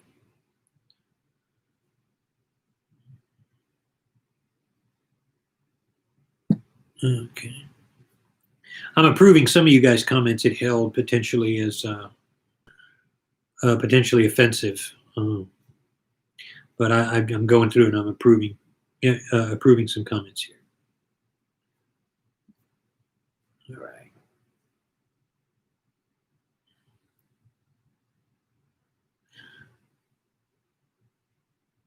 I tend to get the shakes and get low blood sugar if I try to go more than 20 hours at the moment. I'm going to stick 24 for a month and see how I feel. Hey, that may be all you need to do, Palladium. You may not need like a Stricto-Man. And I do know a lot of people who, the problem with the shakes things means you're not switching over to fat burning, because you should be burning on you. You should not get the shakes. It should switch you to burning on you. But experiment with that, and then if you run into a problem there, you feel like you're not. If you're managing your caloric intake, you'll lose weight though. But it's really good that you're finding what works for you. So that's really good. There's nothing wrong with modifying a plan to fit you. There's nothing. You don't have to do exactly what I or someone else does. Hello, Victoria. Hello again. Hubby's lost 60 in 6 months on this, and I'm right behind him. Love this channel so much. Oh, man, it works. You bet it does. Thank you. Thank you for that. That's 60 pounds is a good chunk of weight right there. Chris says, my well water is so delicious, I can't imagine drinking distilled. Well, it is. I mean, it's a difference. I mean, when you have a lot of nutrients and, you might just want to stay with that. You might not need to. Pia, I don't think the mushrooms will have any effect on it because it's just an adaptogen. If you look at the mushroom compounds, if you break them down, and there are channels that go into how it basically it attacks anything that is not you. That's what the mushrooms do. They attack anything that is not a part of your DNA, your genetic code. Garbage men here. Give it a second.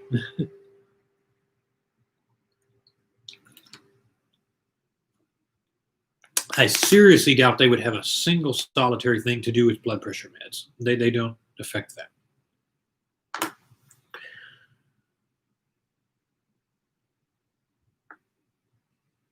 Ahmed, hello. Good to see you again. I suffer from anxiety and I feel fasting increased it. Some studies show increased cortisol from fasting. Is that true? It's not the cortisol. It's the way your adrenals are handling it. I don't know more about your situation. Usually anxiety comes from your gait, your life approach. It's how you operate. It's how you react when your supervisor gives you instructions. It's not really from that. I don't think.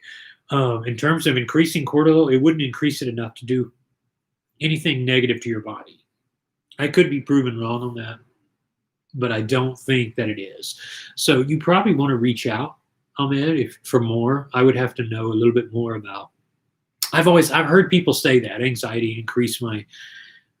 It can. I'm not saying it can't, but I don't think that it's usually, if you go in with the disposition that you want to improve your life, you have a different approach to it. Neville touches on something here that's really interesting. Hunger high and true appreciation for eating keeps me on OMAD.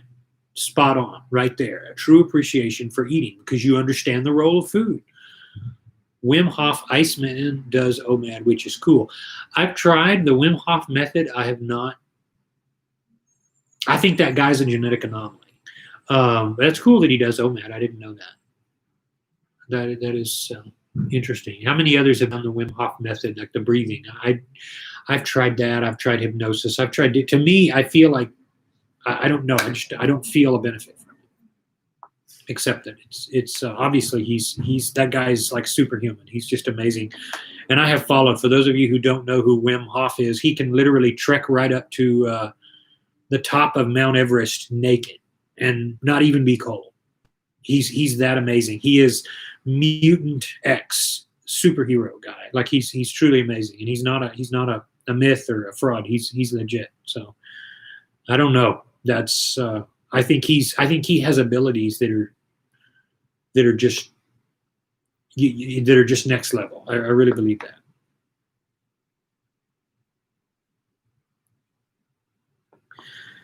John says, those symptoms of sleeping too long I had when I was living in a moldy home.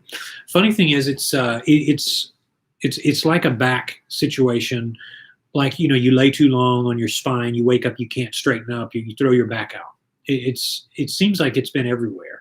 I've never associated it with mold. I've heard people say that, what you're saying there, but it's been different houses and I had the same.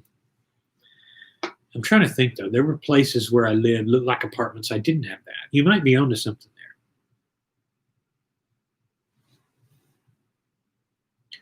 Shani, how are you? I'm so grateful for your information about the OMAD diet. It works great for me. Thank you. Thank you. Saladium says, I drink water, have a high-carb snack, and take an aspirin for headaches. Well, if it works, it works. Victoria says, I'm still not doing the splurge days. I'm so scared I would stay there. I used to be bad on sweets. Well, then you don't. Did you see my latest video on double binds? Watch it. You're right on the edge there. Know yourself. Know yourself. Sen says you get mental clarity, not anxiety. Fasting does help a lot in a positive way. The first week is the sugar carb withdrawal that gives you the shock, which is probably what he's mostly worried about. Next week, your body adapts and you won't feel any regrets. And that's what I believe too. If you have the right mental outlook, you're not going to struggle like that.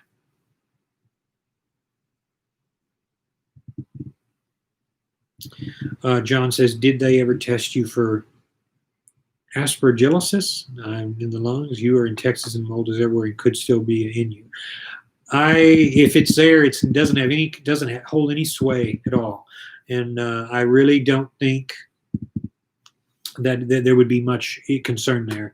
I've had full blood panels and I'm perfect. I'm everywhere down the line. They didn't mold. I hear about. I mean, it is everywhere down here. But me, I'm not going to give it a second thought. But you sounds like you know a lot more than I do about mold and types of mold. Check out Doug Kaufman from Know the Cause. He is in Texas. Don't know him. I'll check him out. Feeling grateful for what we have works, miracles. Yeah, yes.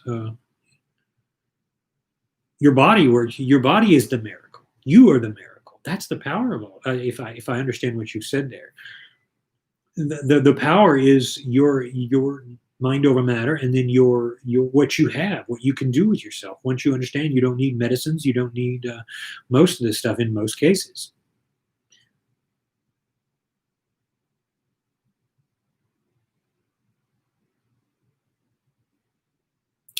Sean Connery says, yet another question. Haha, I know the first 14 days are mission critical, but I also have to do physical labor.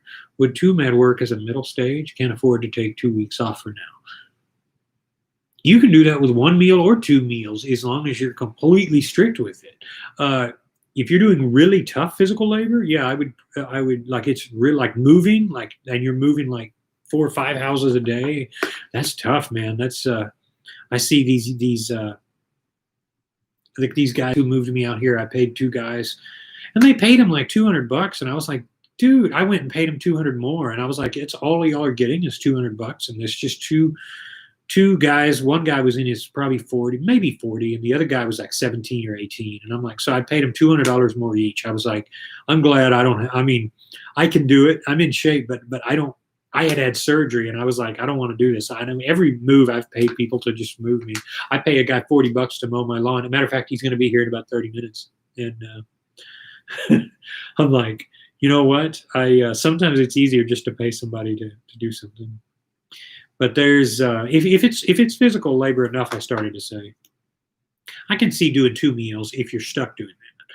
You could have like one normal meal and then another one just to make sure you're not too low. Or you could even do something like a slim fast, which it's about 150 calories or something like that, 120 calories. Depends on what your goal is, Sean. I don't know. Or you could eat a bigger meal. So it's up to you. Here's what I have found: if you front load your calories in the day, and Dr. Greger says this, there is an advantage to front loading your calories in the morning and then doing physical labor throughout the day, because your whole day it's going to put you back into it, and you'll still end up losing weight, but you won't feel terrible if you're getting enough food. And you do need to make sure your calories are close enough to maintenance, like maybe 100 under maintenance if you're doing that. So I don't know how much you're losing, but if you are coming from like you want to stay 2,800, 2,900, 2,500, don't go less than that if you're really putting out a whole lot of work. But you can. I think it just depends on your body type and size and goals.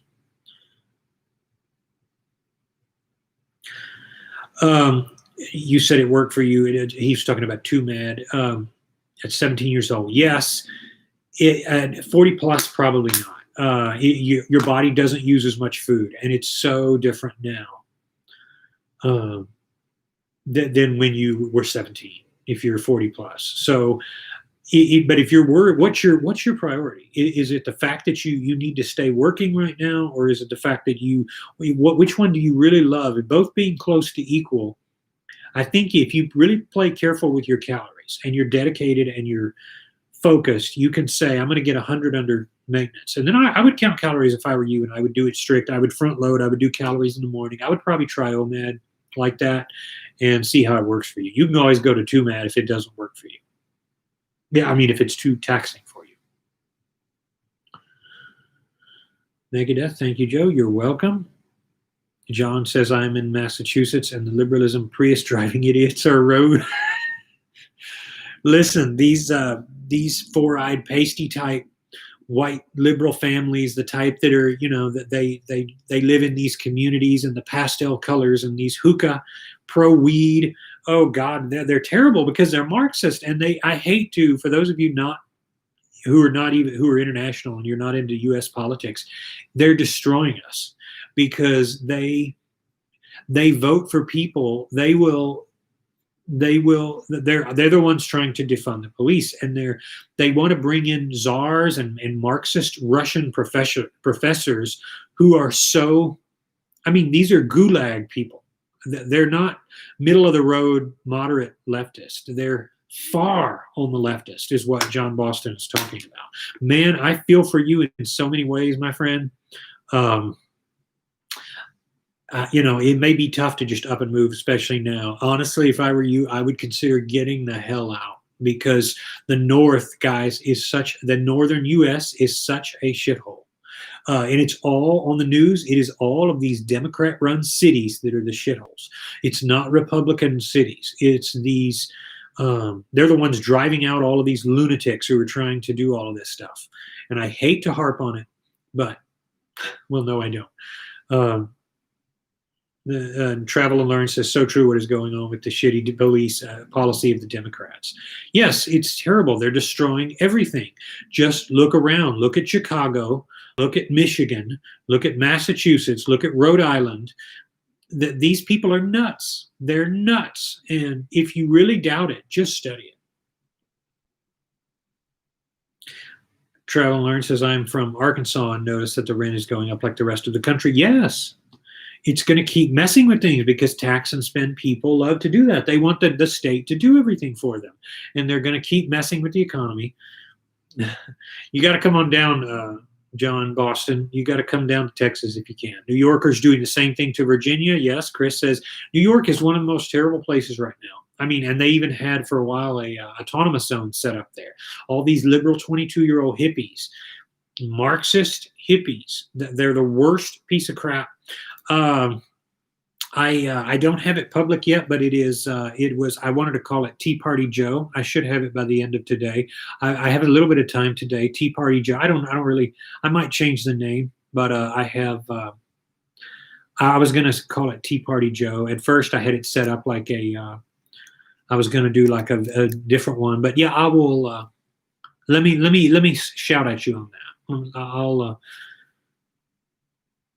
I had intended to do one where I can comment openly, and one of the topics was, the civil war that's going on right now, the race war, and all of this stuff. For those of you who are interested, give me just a while, and I'll go. I'm on Parler, by the way. Those of you who are not on Parler, Parler, Parler. It looks like it's Parler, but it's an alternative to Twitter. It's free speech, and my friend Ted Cruz has actually contacted me about it, and those in his circuit. It's the answer to the big tech crunch, the big tech liberal movement. They won't delete your posts there. Go over there. I am real JHO on Parler. So join. It's that YouTube,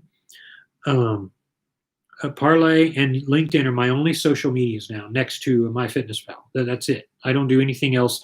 These Marxist, Facebook, Twitter, they're deleting your posts. YouTube is the last stand, and the only reason I'm on them is because there's a very big audience. But let's stand with me. I'm asking you, if you share anything that I have on this topic, then jump on board. But I'm gonna do a channel on this, and so we can talk about it more focused rather than doing this on the OMAD platform. And I do get pushback on this. A lot of people don't like to hear it. If I say anything about COVID, they get mad. If I say anything on sci-fi or something else that's off the topic, they'll get furious. I get emails about it. Conservative veteran, yes, thank you for your service. Thank you for being a part of the action here. Where is a good place? Or wait, what is your second channel? So I have several. I have JHO, which is my channel on flashlights. I have right now the channel is called Popcorn Polemics for the channel that I want to change the title to. I want to change it to like Tea Party Joe, or I'm really debating, but it's called Popcorn Polemics, like debate. I have JHO for the flashlights review channel. I do high intensity flashlights. I have HR Whiplash, which is my business channel. If you want to learn business management, you go there. So I have about 4 channels there. I also have one that focuses on psychology. For instance, it's called Legit Encounters. So those are the channels. If you guys want to go check them out and subscribe. I didn't plan on talking about them, or I'd put links in the comments, but maybe I should. Maybe I should do that before we stop here. Where is a good place? I'm a veteran. Where is a good place to live in Texas? Here's the thing. If you really want the best of Texas, like if you stay in the Panhandle, there you're good, like Lubbock, and you're going to be a lot further removed. You're going to be in windier, colder Texas. But if you get into Dallas and Houston and the big cities, you're dealing with a lot of the urban riffraff. San Antonio now has become very disappointing. They did. They've made it illegal, or at least that you get a city fine if you say Chinese virus. They say that's racist. Nonsense like that. Can they enforce that? No. I still have a house in San Antonio. My parents live there. In my house for them there. And then I have this place out here in Humble, which is outside of Houston. There's a lot of satellite cities. Texas roads stretch on forever. I would recommend any place, but my brother is in Burke Burnett, and that's an area where you can still get a house for $90,000 and have neighbors that are decent people that don't smoke weed and beat their kids at 4 in the morning. So I would recommend it.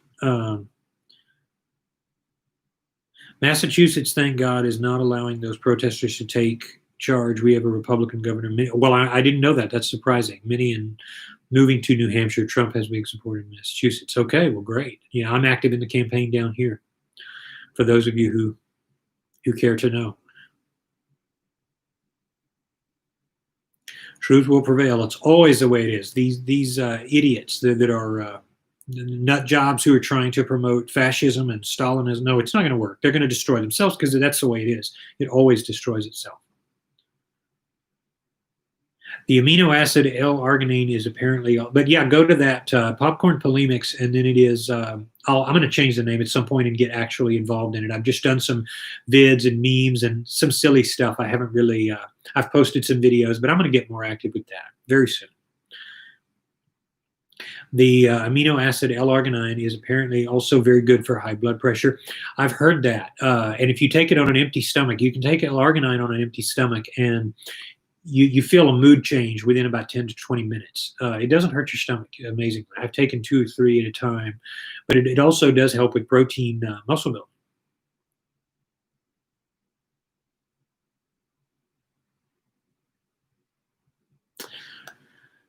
John Boston says they used to send the children in Italy up to the mountains to be closer to God. Then they realized the sun was making the children better being in the sun most. Yes, this is why you can even indirectly, if you feel bad, try this. If you get a headache and you feel like crap, rather than stay in bed, get up, get your morning beverage, and go outside, even in indirect sunlight, and just sit outside, like on the porch, like your grandmother used to do, your grandfather used to do.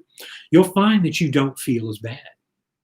You'll find that if you do things, if you engage someone socially, if you call your cousin or your best friend, or your life will take on a dimension. It's like when you say to yourself, I'm sick, you get worse. When you say to yourself, no, I'll be all right. It's like talking to a child. You talk to a child and the child falls. You do like my mother, you go, oh, then what does the child do? The child starts crying. But then you look and say, oh, you'll be all right.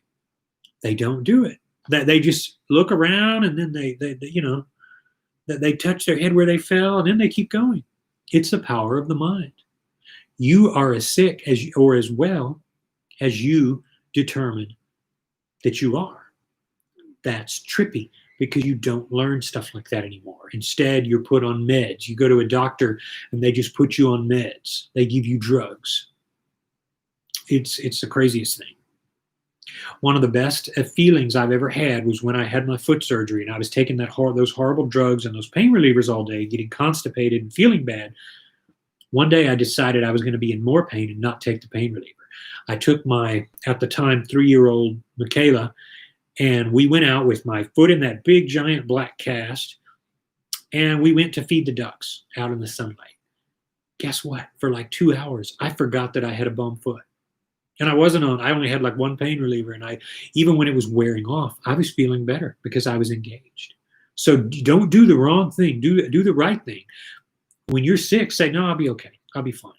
Even if you're really sick, and you're going to find that you turn it around rather than feeling bad, you do the mushrooms, you won't have that. But it's also your mental mindset. You say, no, I am above that. I'm not going to have that happen. We're going to get past this. You might feel bad for a day. Now, I'll still have days where I get up and I don't feel as happy as other days. I don't have the same chemicals. I might have a day where I feel like crap as compared to another day, but I don't feel sick. I'm not sick. It's just a day like any. That's where your mental mindset kicks in. And you say to yourself, I'm just fine.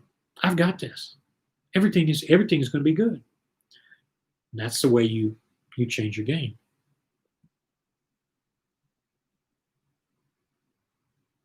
Are you back to going to the gym? Actually, I have a gym right in the other room. I bought weights for this little place. I have a little bench. I have another bench. I have those little bars where you screw that I can put weight on it. Yeah, and I do it. I do calisthenics training here. I'm actually just started a week ago lifting again. Art Peace is wondering if you could speak more about the personality consultations you do and what that involves. Okay. If you're interested in investing in yourself, you contact me and you click on advanced consultations. There's a time you can pay before or after. I really don't care, but usually we get on that. I get a payment before because I have to pay a company called Behavioral Resource Group, and it does my numbers. It's a copyrighted graph, and I'm fortunate to be affiliated with them and to be accepted as a consultant. And this is like a disc graph and a TARP graph on steroids. If you don't know what those are, don't worry about it. They're just graphs that go into 4 personality types, which I've talked about, and 11 dimensions of your personality that you have probably not heard much about. I can promise you this: nobody's ever been dissatisfied with it. Anybody that I have given this consult to has ever been dissatisfied with. And then I send you 2 graphs once we schedule an appointment and you pay. I send you 2. You fill them out, and then you click. When you click finish, it sends me the links, and we set a time to go over it together. And within usually we go about 3 to 5 hours in the consult, and we break down what this means from various challenges and scenarios in your life. During that time, we talk about things like OMAD and how this affects your fasting journey, how it affects your work relationships, how it affects your partner if you're involved with someone, your kids if applicable, and 100 other things. So usually within 4 to 5 hours, I can be done with the consult, and you'll learn more about yourself than you would ever know. You will, it will blow your mind. And when I've always been a person who searched this stuff, but when I found Steve, my mentor, who actually is the champion, the guy who runs Behavioral Resource Group, it's unbelievable how much of a genius he is, and how the truths that he has uncovered about personality. Well, I was, again, happy to be a part of his efforts to discover, uncover, and recover your true self. Steve and Zeke and others who were there have been very instrumental with me in terms of what you can learn about yourself. And again, this goes all the way back to 1926. William Marston and the disc graph, the original dominance, influencer, submission, and conscientiousness. All of the steadiness and conscientiousness. All of this is way more than you would ever know. But I can promise you, if you do want to pursue that, just click on the advanced consult link and we can get started if it's something you want. You'll learn more about yourself than you could ever imagine.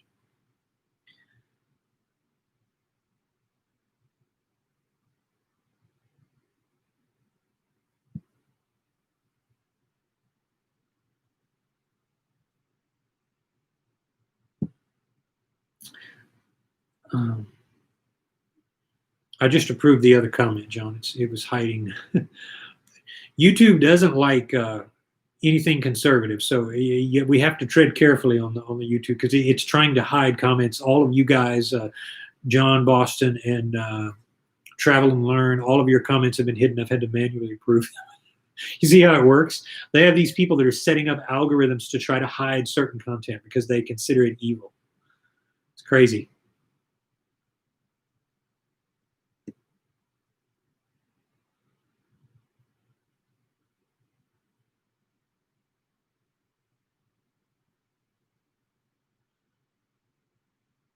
The mold becomes colonized in your body, and moving from place to place won't make a difference. So to know the cause and the supplements he uses. Okay, I'll look into that. I'm very leery of what I try to keep supplements to the minute, but I will look into what you're saying, because, I mean, why not, right? Right. You crave sweets. Here's the thing. It's John, with sweets, it's like starches. I've been that way since I was a kid, and I know that wasn't. I think that's a person's palate. Like, I'll always eat starch. I'm always going to eat starch, and I have no desire to change, because it's how my brain has wired. And I have, like, rice. I was at first. I have tendencies of. Like the doctors actually thought at first I have autistic tendencies, but they later disagreed. But I've always craved rice, and that's a thing with. I think it's brain type more than anything. But I'll look into what you're saying. Allie says, "Hi Joe, lost 35 pounds with OMAD after a vacation, fell off the wagon, and have not been able to get back on track. I can't go past the second or third day." Okay. First of all, if your goal is clear, you can. but you need to get to a place where your liver is full again. So if you've splurged, if you've been splurging, finish this broadcast, eat like hell, fill up, and when you're full, that's the best time to start. And the reason I say this, if you're a person who's fallen off the wagon and you started eating junk and all of this, you have to get to a point where you're topped off and you're actually, sometimes it helps to be sick. You feel, oh, I'm so full. That's the perfect place to start, because now your liver has enough glycogen to go 4 or 5 days fasting. But when you do that, when you start on and you go strict OMAD, you go small meal, after that, you're going to eliminate pure junk. You're going to start going on, follow my rule, only eat what you can make a meal out of. It'll give you a better shot at that, because you still have the liver storage so that you're not feeling low and weak for the first couple of days. But by the 4th day, when your body would start craving again, what you'll find is and you'll have some level of craving, but you won't have unbelievable cravings, and you won't feel weak. You won't feel your mind preferring a junk food source. What you've done is you've trained yourself to start relying on cyclic junk eating. So you will start relying on that one meal at the precise time. Your body will get so low that it will have to kick on fat reserves, and it won't switch you over to start dealing. If you've been eating bad and you run into a situation where you binge here and then you binge here and then you keep doing that for a while, you're going to sometimes need to push yourself harder to get to a place where you're not going to eat for a while again. So you stuff yourself and you say, I cannot eat. I don't want to think about food for a year. That's the perfect place to start OMAD, really. And that's what I did. I was so sick back in 2013. When June 1st came around, May 31st, I stood up and I said, I will never be a slave to food again. I was full as a tick when I said that. And I said, I'm not going to do this again. Well, then the next morning came, 11 a.m. I had that one hamburger and then that small fry. Guess what? I had started. And then the next day I started. See, my liver was still full. It makes it a lot easier. If you just try to start in one day, then it's harder that way. But what I would do if I were you, Allie, I would do a weigh-in today, top off today. If you've already eaten, if you haven't started properly, set tomorrow as the start. Weigh in today, and then tomorrow will be your first weigh day. Set your date. Get a MyFitnessPal account and get involved in the community if it helps you to get support from my group, forums.omad.info, and track your progress and hold yourself accountable. Start again. Do the apple cider vinegar. Make sure everything is ready. Start tomorrow if today is, and use that as a springboard. That's one of the best ways to start, is when you've splurged and you've topped off and you cannot stand food. That's a perfect time to start again. You can do it, but you cannot splurge from here. Mission critical, right? Don't mess up from here. You can start again, and your body will cooperate just enough to where your cravings, you'll have an opportunity to beat them. What you're describing, when you fall off the wagon, you start teaching yourself to rely on junk. You can't do that anymore. You eat and then you're done with it. Get excited about it. Understand that this is the point of no return, but you've given yourself a head start here. It's like being in the pool and you want to do a lap, and what do? You push off the side. It makes all the difference than if you're just in the water and you're trying to get momentum and you don't have it. The momentum is you're full. So I would do that, but you can do it if you want to.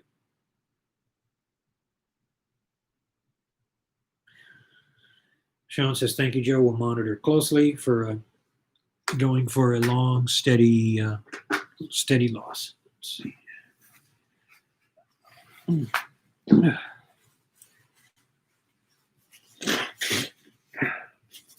see. See what that coffee does to me? Anything I enjoy, I end up with a runny nose. No joke, it's a genetic thing. Here we go again. Joe, my relatives from New York are sick of de Blasio, want to move. Hey, I wouldn't blame you if you did, man. I would get so far away from there, but de Blasio's a fraud anyway. He changed his name because back in the day, he didn't believe he had any influence. If you look up his history, he's a complete joke. He's an embarrassment. Honestly, I think New York is going to be the next. It's going to be like, what's that movie with Kurt Russell, Escape from New York? I think that's what it's going to be. All this stuff is turning into documentaries because these people are really ruining their entire economies with these leftards. It's just crazy. Parlay, well pronounced French for speak. Yes, so it is.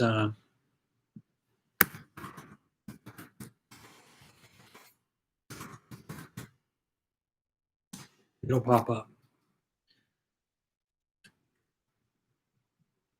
Hey, Daniel, good to see you. John says, I see these liberals eating fake meat, crap food, except the fat movement nonsense, colored hair, nose ring, and teeth. I wouldn't hire any of these freaks. Again, go back to my video on feminine energy go too far. And I had people get really mad at me for saying that. That's what it is. It is out of control. It is, the left cannot sustain itself. The left, it will always eat itself. And that's why you have people, no, not a one of them. You wouldn't hire them. Nobody would hire them because they can't hold down a job. And everybody, if they did hire them, would be afraid of getting sued because they're so crazy.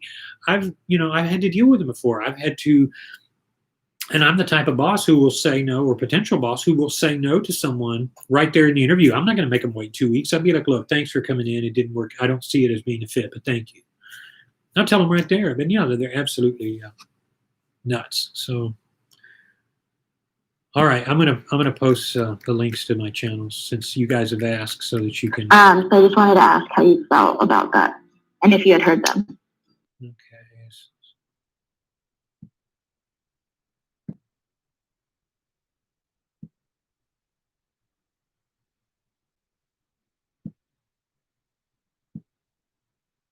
I'll do that towards the end. I will do that towards the end before we close the stream. But yeah, the little soy people, yeah, that's why they're getting run out of every town they try to come to. These crazy little soy boy, emaciated looking, crazy nut jobs. Yeah, they're completely. You can, when you see them, you can pity them as the most little pitiable creatures around.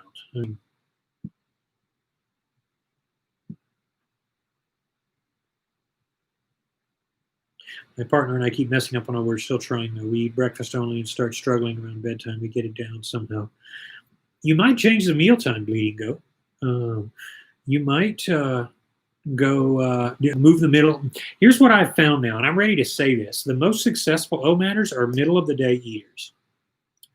Again, exceptions, but early to mid-morning to right in the afternoon, no later than 1 is kind of the, but you can do it at night as well, but you might decide that that's a little bit easier for you because it's middle of the day. You're a little bit hungry to enjoy your food, but you're not too hungry that you're going to starve and eat like when you eat at night, and people tend to overeat sometimes. You might consider that, but you will get it if you want it. You do need to be completely on the level there. When I started fasting, I determined to allow myself to have Cadbury chocolate as a reward every Sunday. That's a good way to go. It's been 2 months now and force feeding me to have some chocolate. I drink at Bleeding Goat. I drink coffee and try to do all day with no food, then eat 5 p.m. when I ate in the AM. I would eat too much. There are a few people who eat in the morning and they end up triggering binges, and the reason was they would get an insulin response because their body's not been making insulin, and then they start making insulin. Well, then they make a little too much, and so they say, their body says, hey, let's get, and they get twice as hungry. I've had that happen. I have had my meal in the mornings and done well, but I have also had trouble where I've had days where I did binge, and I would go crazy and just start eating. And then I remember one morning I went out and I got what would have been such a nice meal. I went to a place. I got 3 bean and cheese tacos from this place called Hijos Cafe, this Mexican cafe, and I got a little coffee to go, and I put in sugar because they didn't have Splenda, and I think it was really sweet coffee, and it made me so hungry. I went out after that and I got pizza and I got Oreos, and I had a whole day of splurging. And I remember feeling so bad from the effort.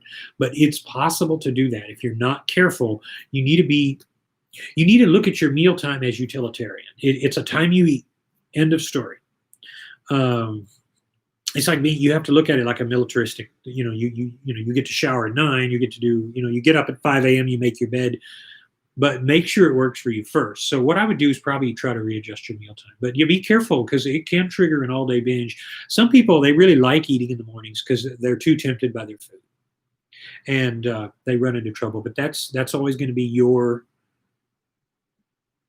challenge and what you've got to do to keep you straight. But Cadbury, yeah, Cadbury's nice. Mine is Reese's, as you guys seen. I do some peanut M&Ms, something like that. When you guys do see me add the chocolate in, those tend to be the hardest days, because you're going to get, if you don't have a very small portion of that, you're going to run into trouble. And of course, the more you do it, the more you're apt to do it. So I would recommend, especially those of you who need to go hardcore, you need to do it right. You try to limit that to very rare, no more than once a week, and then keep yourself focused, because otherwise it will be harder. And you can still survive, but you're going to have to be just a machine to do it. And I've done it. I know how that is. I can do it, but it is a lot harder when you attempt to do it.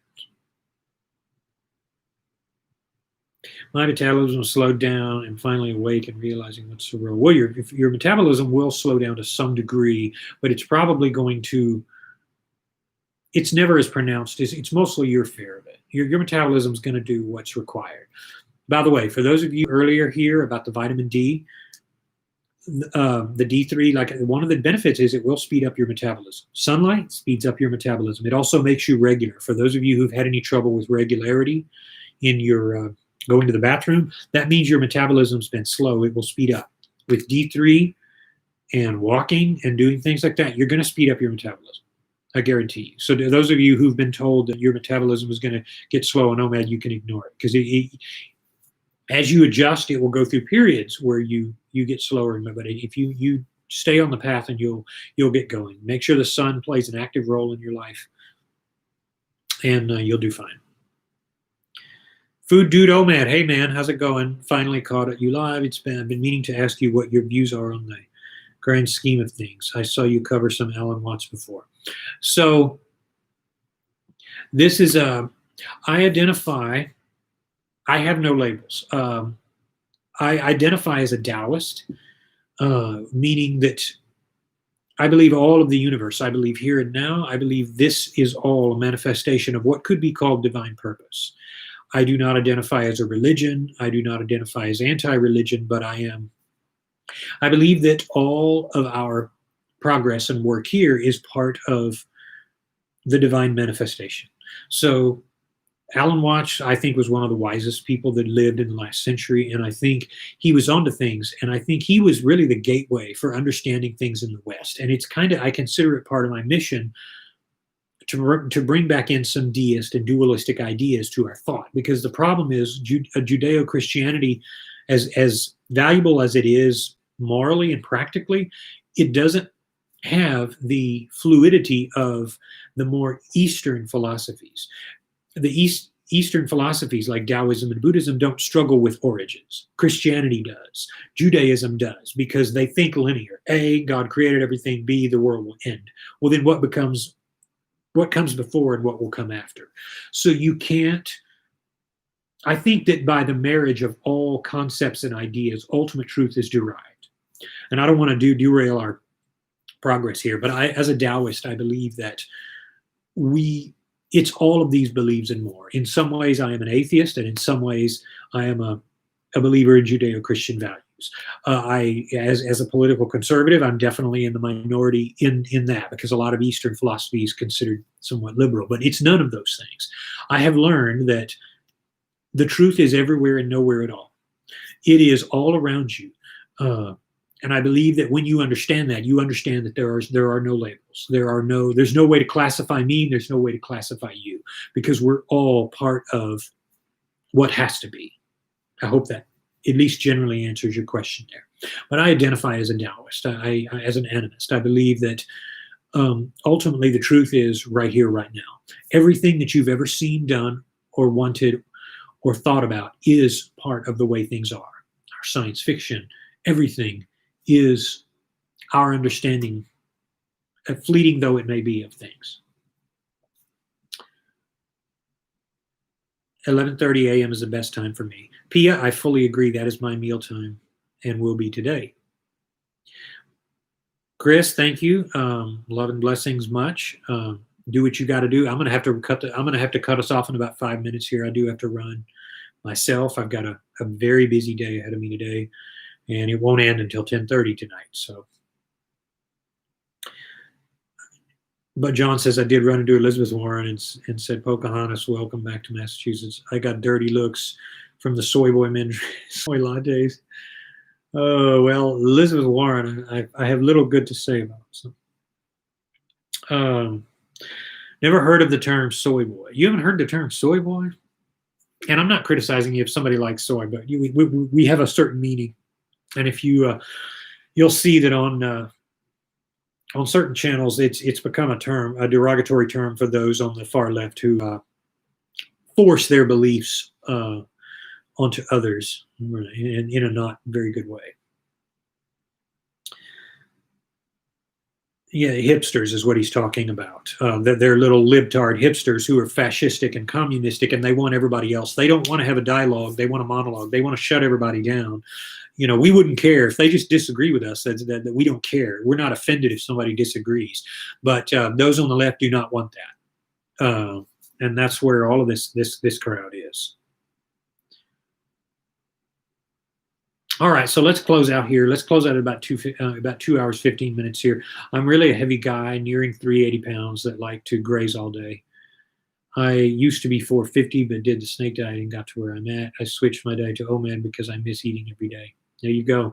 Yeah, you don't need to do something extreme like the snake. Just eat once a day. Keep doing what you're doing. You will drop like crazy. Your story is going to be something else. 450? Wow. I was right at 380 where you apparently are. You keep going, man. You will absolutely destroy it. You have a bigger story to tell than I do. So please reach out to me. Email me. Joe at joeholmanonline.com. I'd like to follow your progress. Maybe have you on the podcast, which I'm going to try to get back going at some point. Joe, confirming what Joe says, the sunlight activates vitamin D, cholesterol, and amino acids, also increases blood circulation and fatty deposit. That's correct. That's absolutely correct. High sunlight days. And keep in mind, even if you can't tolerate sunlight like me, my German blood, I have to limit myself to about 10 minutes a day. But I try to get 10 minutes of nude sun tanning per day. Not always like that. Sometimes it's just sitting out on my porch. If I'm alone, I have an opportunity, I will kind of sunbathe. And I feel amazing. I get energy. I get focus. In a strange way, a new agey way, you could call it a form of sun worship. I'm just kidding. Good day, Zaremcha. Thanks for the advice and amazing information. Thank you, Allie. How about OMAD with 20 grams of carbs? It's up to you at Bleeding Goat. It is. Everybody has their own different ratio. Mine is a high starch ratio. Somebody else might find that they crave different things. They enjoy different things. There's no right or wrong about it. That's the beauty of OMAD. Thank you, Regina. Thank you, Victoria. Thank you, John. Very much so. Okay. So in the couple minutes remaining, let me do some channels. So again, this is not the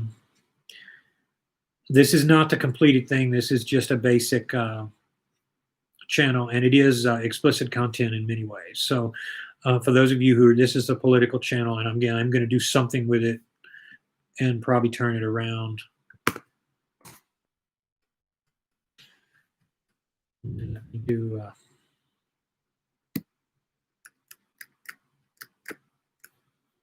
And you guys can see these are bits and pieces.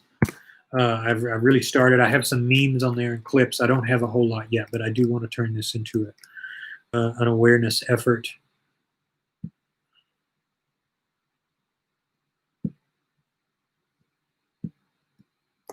This is the flashlight channel.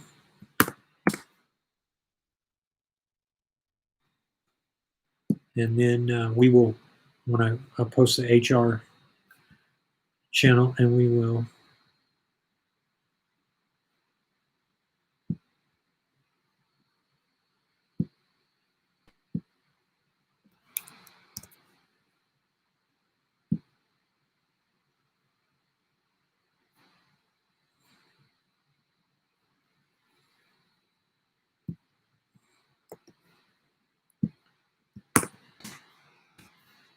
Okay, so that should do it. My friends, thank you all very much. I'm going to go ahead and close out now. Y'all have a great day. We will talk again soon.